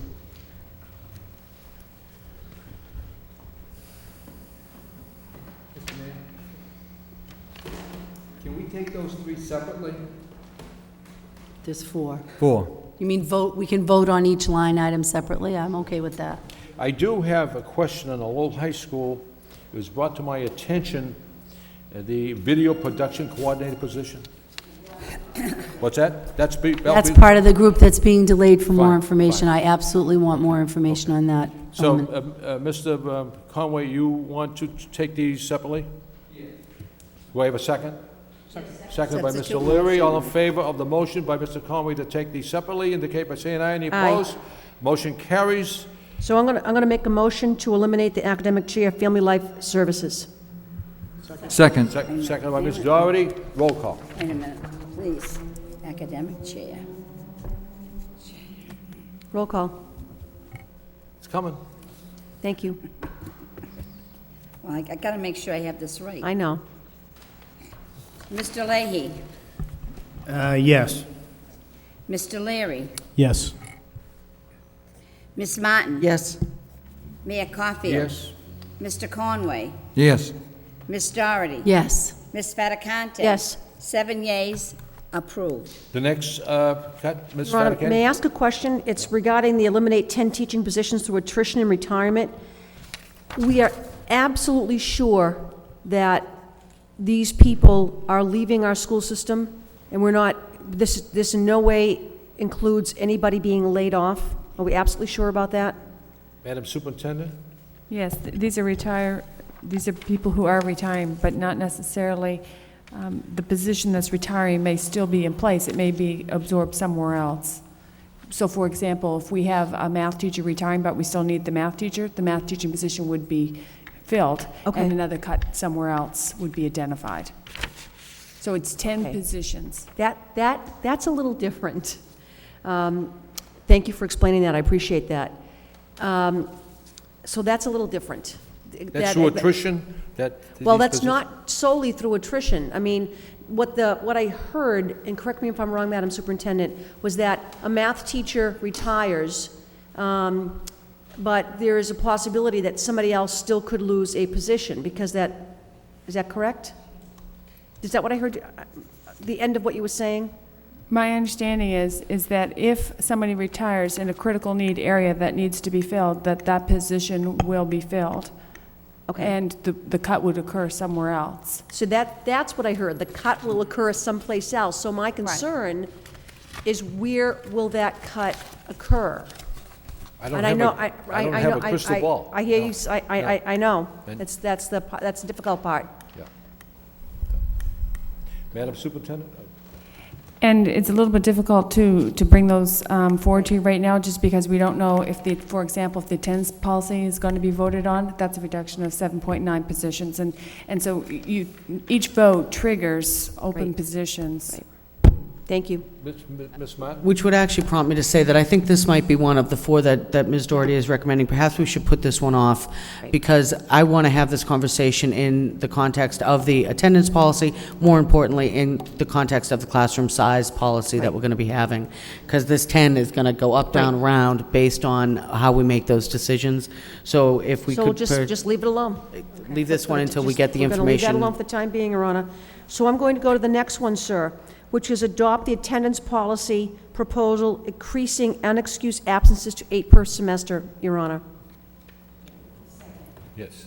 And what would you like to do with that? Delay? Delete, adopt it, adopt it. Yes, Yes, I sir, agree. adopt it. I agree. Any discussion or debate on that motion? Roll call. Who seconded? I'm sorry. Ms. Doherty. Ms. Doherty. Mr. Leahy? Yes. Mr. Leary? Yes. Ms. Martin? Yes. Mayor Caulfield? Yes. Mr. Conway? Yes. Ms. Doherty? Yes. Ms. Fattacante? Yes, 7 yeas, approved. There's two more, I believe. I believe, there's one more, Your One Honor, more? which is to eliminate the statistician position. Adopt to eliminate the statistician position, Your Honor. Who seconded that motion? Mr. Leahy, any discussion or debate? Roll call.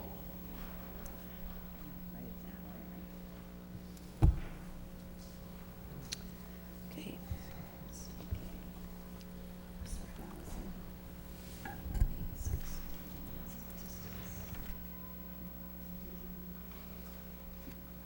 Mr. Leahy? Yes. Mr. Leary? Yes. Ms. Martin? Yes. Mayor Caulfield? Yes. Mr. Conway? Yes. Ms. Doherty? Yes. Ms. Fattacante? Yes, 7 yeas, approved. Mr. Lang, could you just give me a count of how much the committee has reduced? We've been here an hour and 45 minutes. I want to know what we accomplished so far. thank you, Your Honor.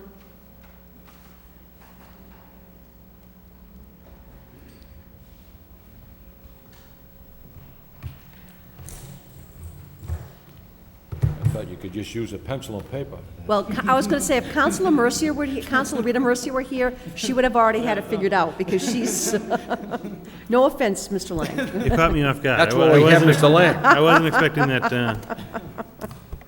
request right there.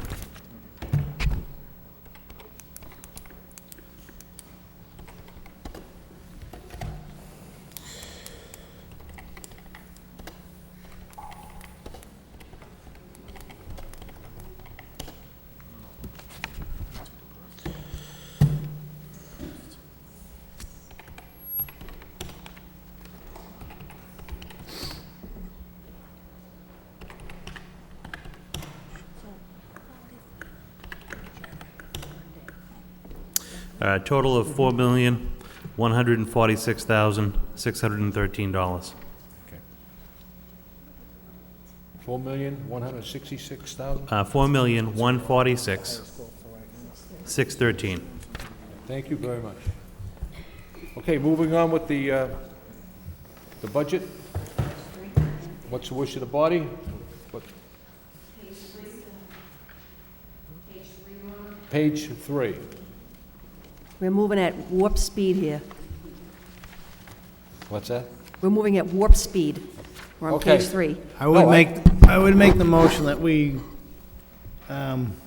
reduce the budget with the suggestions for the middle school. 1, 2, What page are 3, you on, 4. sir? Are you on Page page? 3, it's $399,645. Second. The motion was seconded by Mr. Leary. Motion was made by Mr. Leahy. Any discussion or debate on the motion? Ms. Martin? I just have one quick question, and it's just because it's so specific. The sign language interpreter position, Madam Superintendent, is that based on a reduction and a change in student population that we no longer need that, or? Yes, my understanding is the service is no longer required. Okay, excellent. Thank you very much. Okay. Any other questions? If none, roll call. Mr. Leahy? Yes. Mr. Leary? Yes. Ms. Martin? Yes. Mayor Caulfield? Yes. Mr. Conway? Yes. Ms. Doherty? Yes. Ms. Fattacante? Yes. 7 yeas, approved. Page 4, elementary school budget reductions, $449,901. What's the wish of the board, Mr. Leahy? I would vote myself to delay this because I'd like to see a better plan for the custodial positions for the schools. So I would vote to delay that Second right to now. delay. I'll second the motion. Could we take the custodial position out of that and still Well, vote? I'd like to, Custodial. They're all custodial, Your Honor. They're all custodial. Except physical ed position. They're all custodial on page 4, sir. Okay, I see, I'm on page 4. Thank you. Motion to delay by Mr. Leahy, seconded by Mr. Leary, Ms. Doherty. Your Honor, I wonder if we could hear from the administration what the thinking is behind these cuts before we just delay it. I mean, what is the reasoning behind cutting, it looks like, a custodian from several of our elementary schools? And I just would like to hear what the justification is for that, what the reasoning is. If I could hear that, I'd appreciate it. Thank you. Madam Superintendent? I'll address it, and then, Mr. Lang, if you could follow up. Basically, it's a changing staffing model. Right now, in many of your elementary schools, you have 4 custodians, and some you have 3. This model will take everybody to 3. Jay? Yeah. Currently, the 2 of our elementary schools, the Morey School, the new Morey, and then the Riley School, both utilize a 3 custodian model at the elementary level. So they have 1 person on during the day, 1 person that comes on a split shift, and 1 person that comes on at night. The other elementary schools in the system all have 4. So they have 1 that comes on during the day, a split shift, and then 2 people at night. Wasn't recommended lightly. It's certainly going to have an effect on the cleanliness of the buildings. But looking just at equity issues, if the Riley School is our largest elementary school, based on number of strands, we have the most classrooms there, and they've been operating with 3 custodians for as long as I know. It was really just an equity issue to bring all the elementary schools down to 3 custodians. Ms. Doherty? So if I understand you correctly, the Riley being the largest in terms of physical space and number of students has been operating with 3 custodians for a number of years, and yet these other schools have 4. Correct. That's right. So we're looking at consistently providing the same staffing model across the district. When we put the budget together, when we looked at all levels, we were looking for just staffing anomalies, across the board, any type of position, where you might have a school that might have more than the same number of FTEs as the other schools did. Again, none of this was taken lightly or recommended lightly, but this is an anomaly that jumped out in the building custodial side of things. That, when I came, inherited the 3 custodian model at 2 of the schools. It does work. Again, the Riley being the biggest of the schools, as well as student population and number of classrooms to clean. This would be bringing all the other schools to that same model. Just follow up with one more thing. So in terms of the Riley and the Morey has gone through this transition, but in terms of the Riley as the largest school with 3 custodians for a number of years, is your sense that we've been maintaining the cleanliness of that school with that staffing model? Yes, I mean, obviously, 4 would be better than 3, and you can do more cleaning, you can do more detailed cleaning with the 4. If we are stretching to the $7.5–9 million in cuts, I think that the other schools can maintain a clean facility very respectably with the 3. Madam Superintendent? I would like to follow up with the comment Mr. Lang just made. We would rather sit here and be recommending 4 per site. We cannot sit up here and say that we're going to be able to clean our buildings to the same extent we could if we had 4. 3 it has worked without, a lot of complaints from the Riley School. Is it a lot of work for, our custodians to go down to a 3-tier model? It is. But these are, again, the type of issues that we have to bring forward, given the, the situation we're in. But we can't say we're recommending this cut and it's all going to be totally okay. Do you know what I mean? It's not going to be at the same level that it presently is. Mr. Conway? Just briefly, Mr. Mayor, how many, see if I get this correct. There's 1 custodian recommended from the high school, correct? 2. And 8 from the elementary? Correct. And how many from the middle schools? Which is 4, because if we close the Rogers School. So you have 13 in total? 15. 13. I'm sorry? 15. And how many at Central, I'm sorry? 1.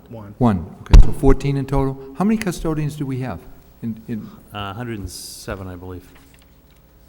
Okay. So it's about 15% of, about a 15% workforce been cut there? Correct. If we don't include the Rogers School, the staff at this point is 14.5% of the budget's cut percentage. And if we include the Rogers, the staff is 10.5% of the cuts recommended from the Mr. Leahy? I just, have they made their union yet? Or have we heard from them, or? There's nobody here from the union today, right? There was earlier. I did notice people earlier. There was representatives and the custodians here earlier. There was. But their union president was not here. No. Correct. Madam Superintendent, you're indicating that there's 2 custodians in the Riley School? No, Three three. altogether. One at night? 2 during the day, 1 at night. I must say that the Riley School is absolutely impeccable.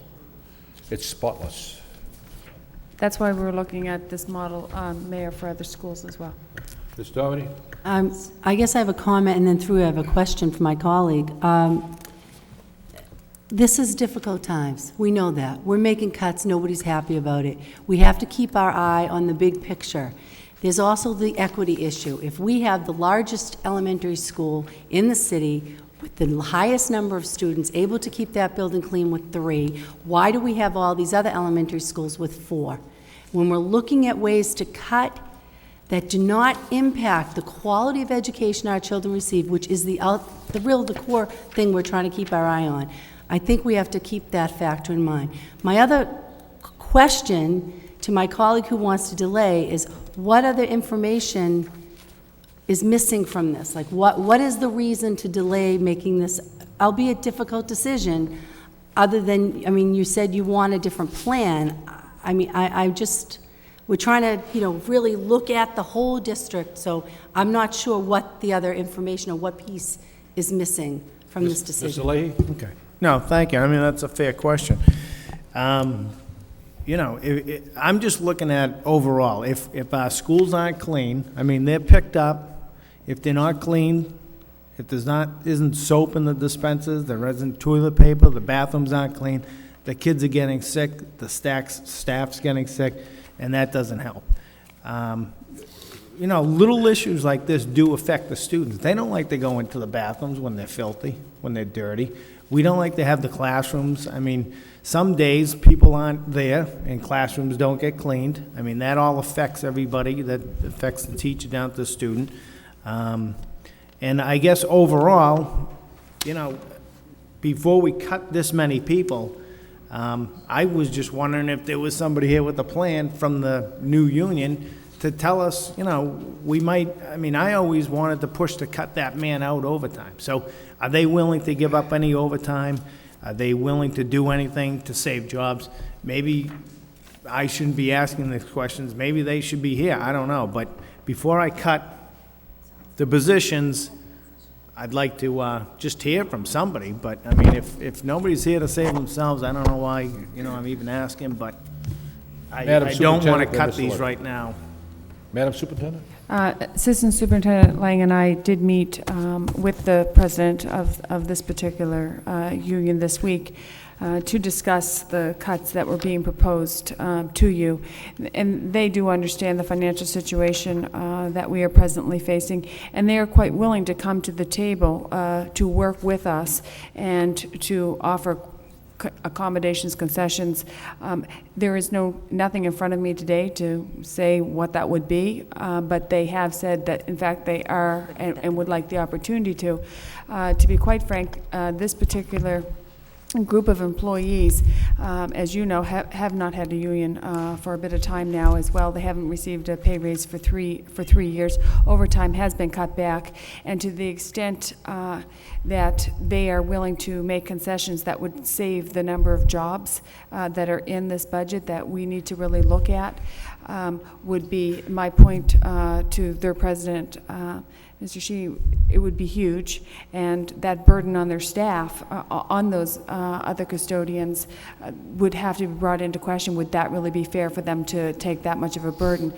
And the other issue, to make it even more complicated, does this just delay the inevitable in FY11? And again, I just bring everybody back to when we're building this budget for May, many of these cuts, and I appreciate the opportunity next week to discuss further the rationale behind them, but a lot of these recommendations lead to FY11.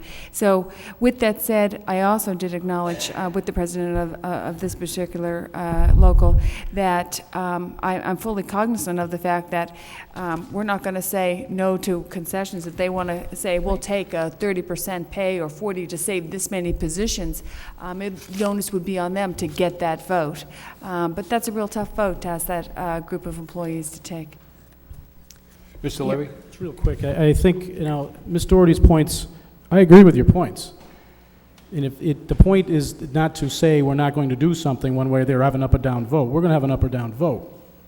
But I think the point where Mr. Leahy is that Mr. Leahy's point is he wants a plan. And that's a little bit different than what I'm looking at. The reason why I second that motion, because I want to afford these folks an opportunity to come to that table and say, we have $500,000, round the number up, $500,000, we can make it up X, Y, and Z.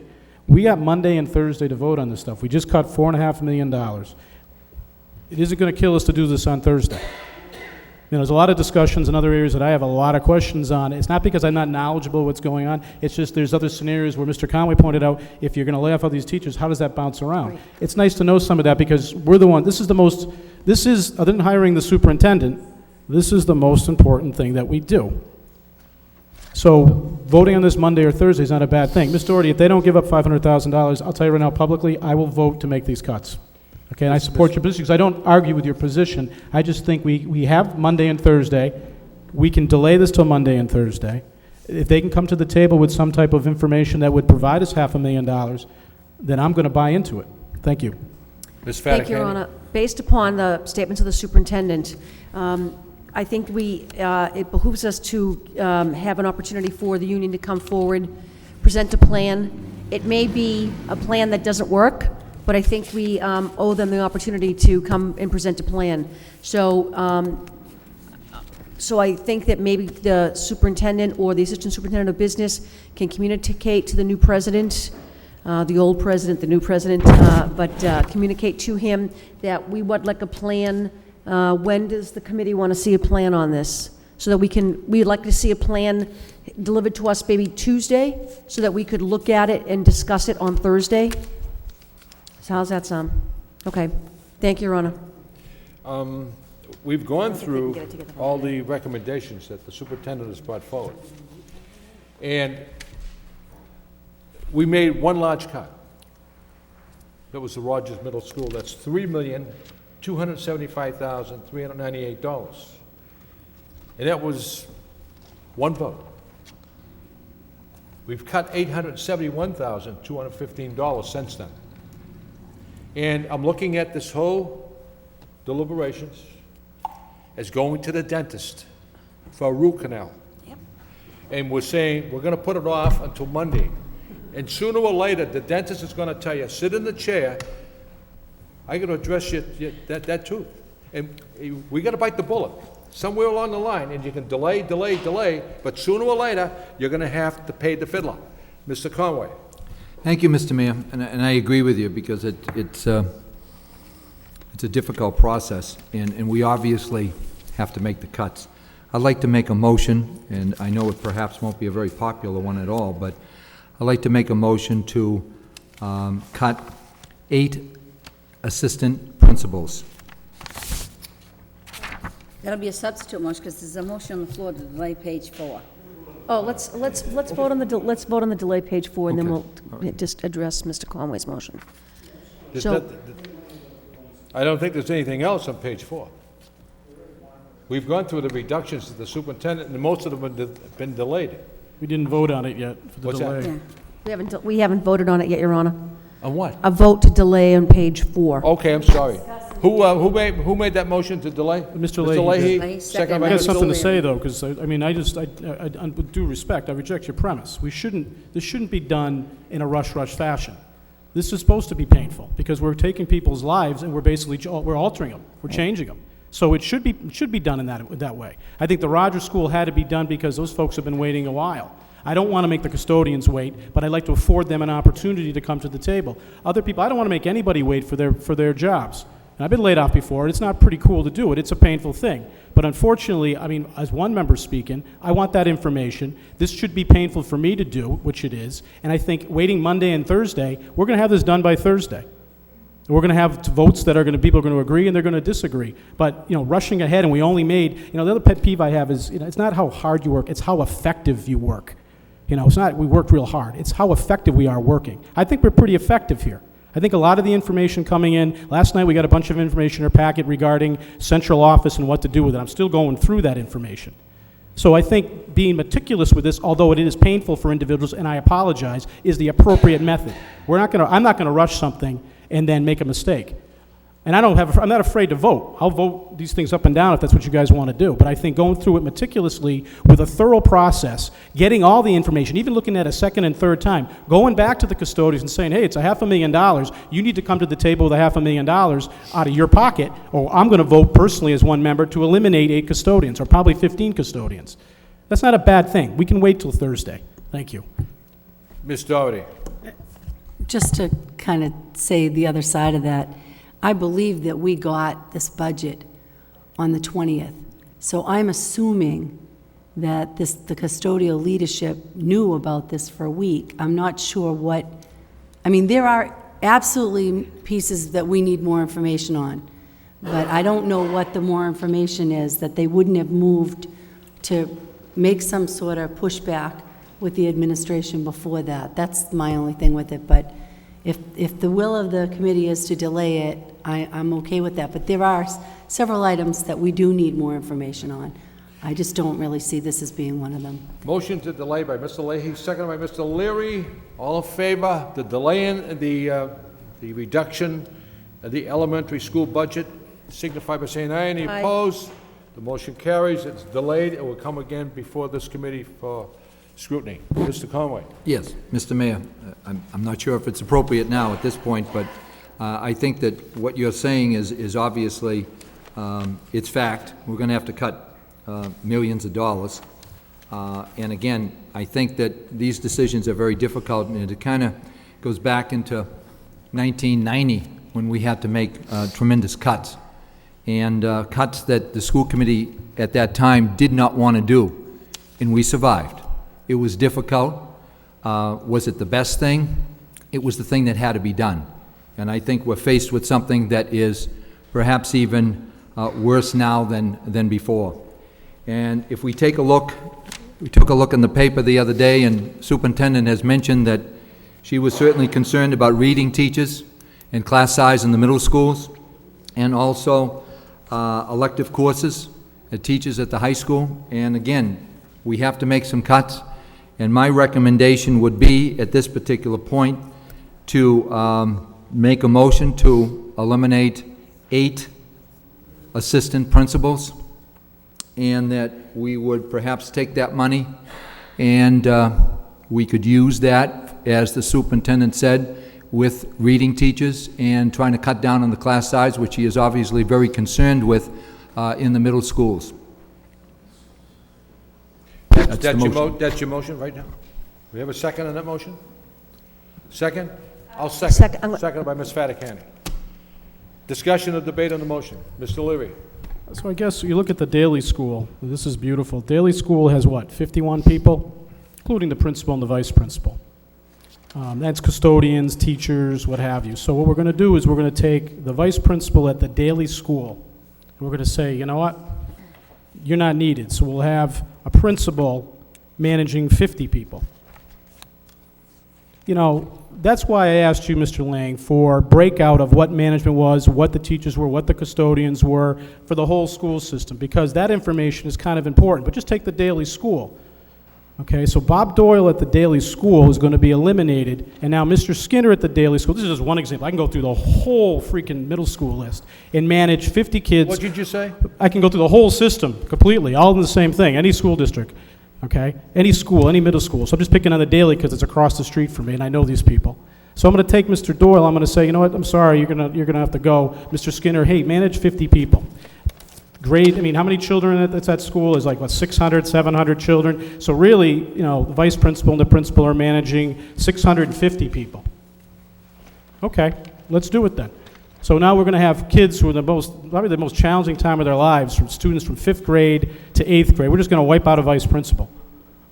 You know, and you can do it at the Wang, you can do it at the Riley, you can do it, Sullivan, excuse me, you can do it at the Sullivan. Let's go to the Sullivan. How many students at the Sullivan? We can do it at the Stocklosa. Stocklosa, we're gonna fill it up. Some of the most challenging youngsters in our world, in our school system at the Stocklosa, who need a figure of authority to help them get through that difficult time, to prevent them. Mr. McGillicuddy pointed out earlier today that they just were working on the Rogers School to eliminate gang interventions to these people. I think a vice principal at the Stocklosas would be a pretty significant thing. Let's go to the Butler. We're going to add more people to the Butler. I think a vice principal at the Butler Middle School is a pretty positive thing. It's nice just to sit there, and this is what bothers me. You cannot go and just simply say, hey, let's get rid of 10 guidance counselors. You need to go through meticulously to see that within the organization, you have to see what's important, and you have to prioritize it. That's what a good, successful business does, not a poor business. A successful business goes through and says, you know what, everybody's needed, but we rank them, bang, bang, bang. And the vice principal is pretty important. So I'm going to vote no on this. I guess I apologize for getting a little upset, because I know this is a respectful motion, because it's a way to look to cut money. We got to cut another $4 million. So my tone is probably out of line with that. But I think when you're looking at what we're dealing with, the Stocklosa School is going to be full to capacity. What's that number? 600, 700 kids. They need a vice principal, not only to mentor the discipline, but the curriculum, but also to be a big brother to somebody or a big sister to somebody. The Butler School, we need that vice principal in that school. These are some of the most challenging areas. Never mind the Daily that I just mentioned. The Daily living up in the Upper Highlands is great. They have challenges as well. We need these vice principals to simply say, hey, let's get rid of 8 vice principals because the dollar value equates over here. In my opinion, respectfully, is irresponsible. Thank you. Any other discussion on the, Ms. Doherty? Thank you. I just want to agree with my colleague on my left. I don't think I could more stridently oppose this move. I would equate it to, and I think Mr. Conway could relate to this, if we said, let's get rid of all the housemasters at Lowell High, because they have a 600 student load, and they play a similar role in terms of making sure our school communities are safe, respectful, and disciplined.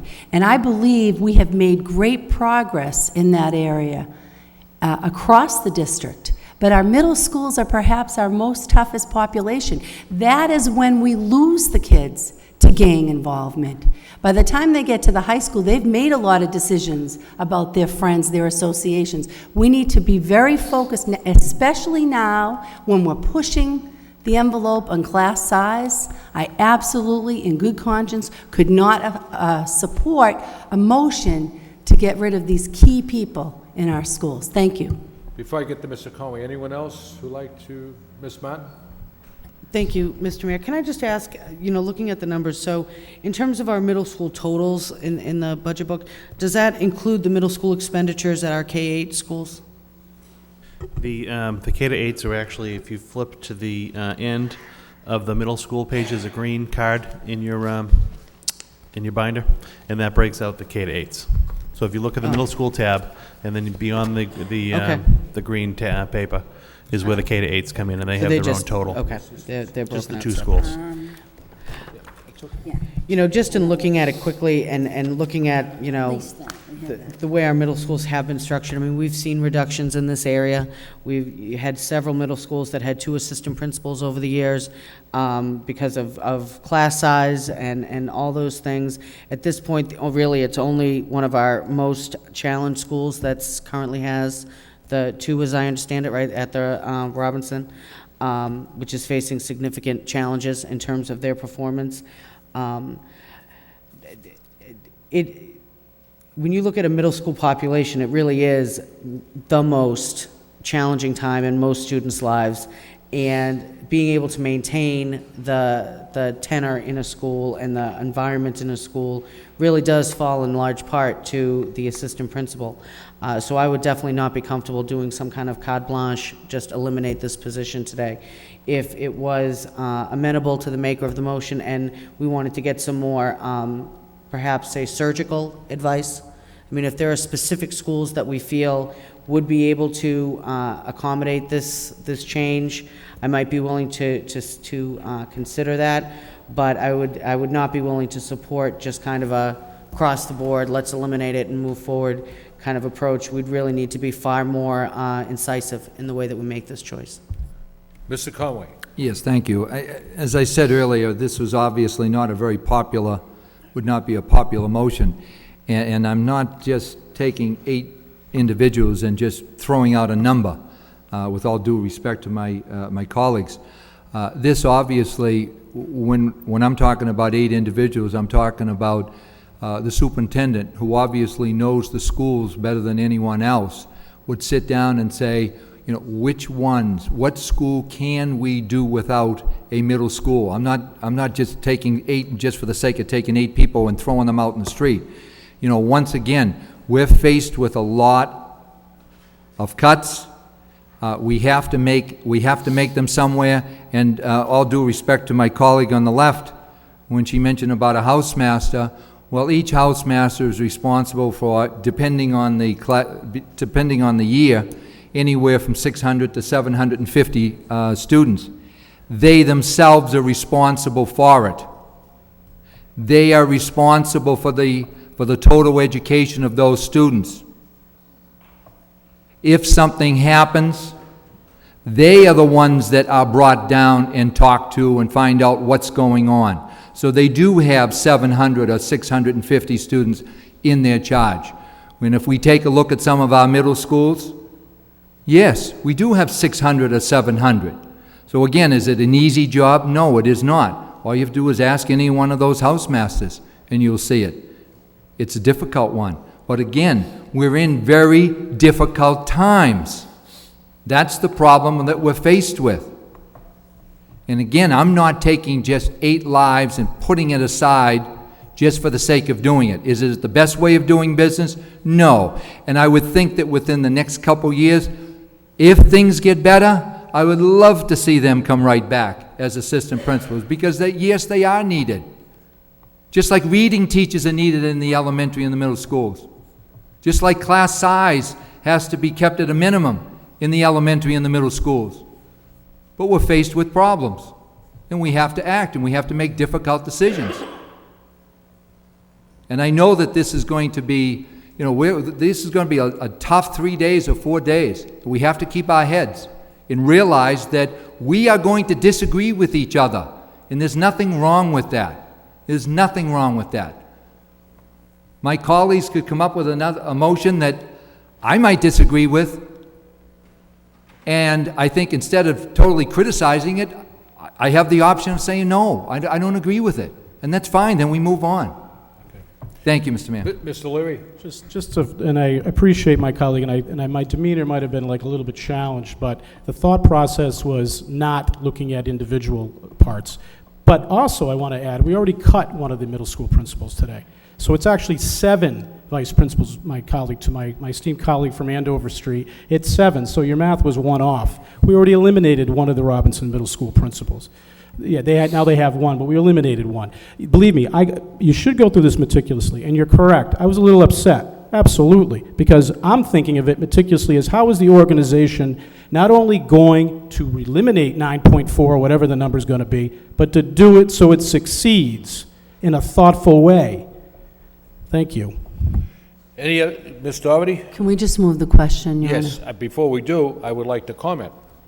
Madam Superintendent, how many assistant principals do we have in the school department? Through to Assistant Superintendent Lang. Is it 22, I believe? I'm not sure if that, I think there's more than that. 20. 20. We would still have 12 assistant principals in the system. And no one is saying that we're going to eliminate an assistant principal in the middle school. I didn't hear that in the motion. It said eliminate 8 assistant principals. That was the motion. What's that? Well, who said middle schools? I didn't hear that mentioned. Okay. Could you read the motion back? I have to eliminate 8 assistant principals. That's what he said. Okay. So it could be in an elementary school. And I would believe it would be up to the jurisdiction of the superintendent to select those schools who could probably function without an assistant principal. We're going to move the question down. The motion's been... Where's the second on it? Ms. Fattacani seconded the motion. Okay. Roll call. Mr. Leahy. No. No. Mr. Leary? No. Ms. Martin? No. Mayor Caulfield? Yes. Mr. Conway? Yes. Ms. Doherty? No. Ms. Fattacante? Yes? 3 yeas, 4 nays, the question isn't moved. Mr. Conway, is there anything else to be brought forward? Because we're going to have to adjourn before 3:30, The because motion to move the question. LTC will go off the air at 3:30. So we actually now need to vote on Mr. Conway's motion, Motion. because that was the. Oh, to move the vote- question. the question. Okay. Yes, Okay. Let's vote, let's take a roll call on the, Mr. Conway's motion. Procedurally, so you want me to change that to 7 instead of 8? 7, please, yes, because we already eliminated one. Okay. Mr. Leahy? This is Now on, to Eliminate. To actual eliminate Seven. 8 assistant principals. all right, 7. thank you. No. Mr. Larry? No. Ms. Martin? No. Mayor Caulfield? Yes. Mr. Conway? Yes. Ms. Doherty? No. Ms. Fattacante? Yes. 3 yeas, 4 nays, defeated. Is there anything to be brought up further on the budget deliberations? Because we've gone through the recommendations by the superintendent, and most of those have been delayed until Monday. Ms. Doherty?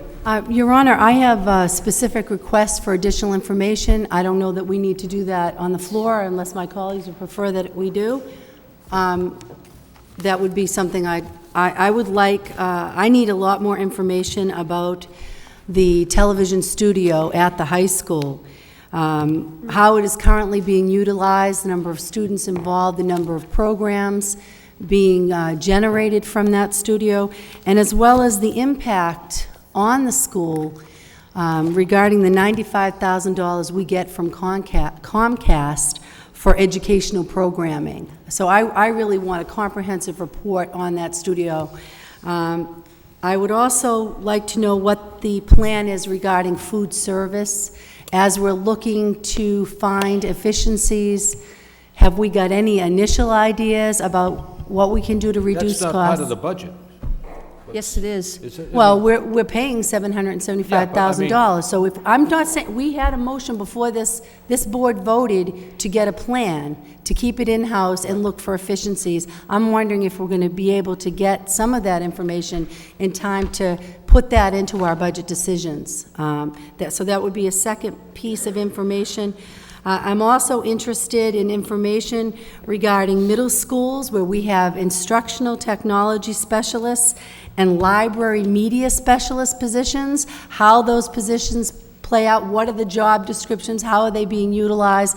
My understanding with library media specialists, a lot of the work in terms of ordering books and all that, frankly, we're just not going to have a budget to be buying a bunch of books for our libraries, as sad as that is, but I really think we need to look at those positions across the district at our middle schools, and those would be some reports I'd be requesting. Thank you. Mr. Conway, then Mr. Leahy. Just very quickly, I wonder if we can get some more information about some data with the high school in regards to the pupil, student class size, because I understand that that process that we talked about the other night seemed to be flawed, the numbers, and I think they were running them again, that's my understanding, and just... How are they flawed? It's, again, it's my understanding that they are being run again, and I'm not sure on that. They were looking for more information. Madam Superintendent? Well, let me give one example of perhaps being flawed, the way it was explained to me, is that you have, let's say, for example, 25 students in your particular class, and somebody came in, a student came in as an intern, we have a number of interns, and that intern has a different number, so it's not like physics, but somehow, from what I'm hearing, I'm not there, I'm just hearing this, that student then goes in and the class becomes 26, but because there's two numbers, it splits at 13 apiece. That's what I've been told, so I want to make sure that when we're taking a look at the pupil, teacher-pupil class size, thank you, ratio, that we're accurate with it, and I know some people look very confused over there, but I want to make sure that if we're going to be cutting staff, that we have accurate information. Thank you. Yeah, just expand on that. I mean, I agree with you, I think, but I didn't think it was flawed. I think it was drilling down further. And I think that was actually at that subcommittee, because you were going to bring positions or recommendations, but you wanted to drill down further because there's a lot of questions, like some class sizes were over 30 and some were with 5. So the basics was, we have a lot of reasons for that. So flawed would be an inaccurate word. It'd be, we need to drill down to find out exactly what these reasons are. You haven't even come in with a recommendation at this point in time because you wanted to get that information, Madam Superintendent, if I'm correct with that. That would be correct. Thank you. Mr. Leahy? Thank you, Your Honor. I just wanted to agree with Ms. Doherty that we needed to know for food service, are there any changes? You know, I'm sorry, I can't, whoever runs that department, they need to come and be here and let us know. Are they saving us any money so we can save 2 positions, 3 positions? Same with the high school. I'd like to know, you know, what classes, electives are we not maybe going to offer that may save a position? You know, I need to know some of that. And I guess when we get the final number from the city, Your Honor, that might be next Friday, we might know. Friday, the manager is presenting the council with the city budget. And that'll have a recommendation. Yes. So in the case that we cut too much, we could come back and restore a few important things, right? I mean, just in case. All right. Okay, so. I have no fear of you cutting. Okay. All right. But a few little things would save someone's job, Look, someone's you know position, so something, we need to John? know. Yep. I don't relish the fact. Oh, I know, that none I'm of us here, do. And on the city side of government, the Lowell Fire Department stepped to the plate and took a wage freeze for next year to save 6 employees' jobs. I That's know. what has to happen in the school I know. department. I agree with you. Thank you. So, any other discussion before we adjourn? Motion to recess. Motion to recess, yep, thank you. Motion to recess by Ms. Fattacani, seconded by Ms. Doherty. Thank you very much. Recess.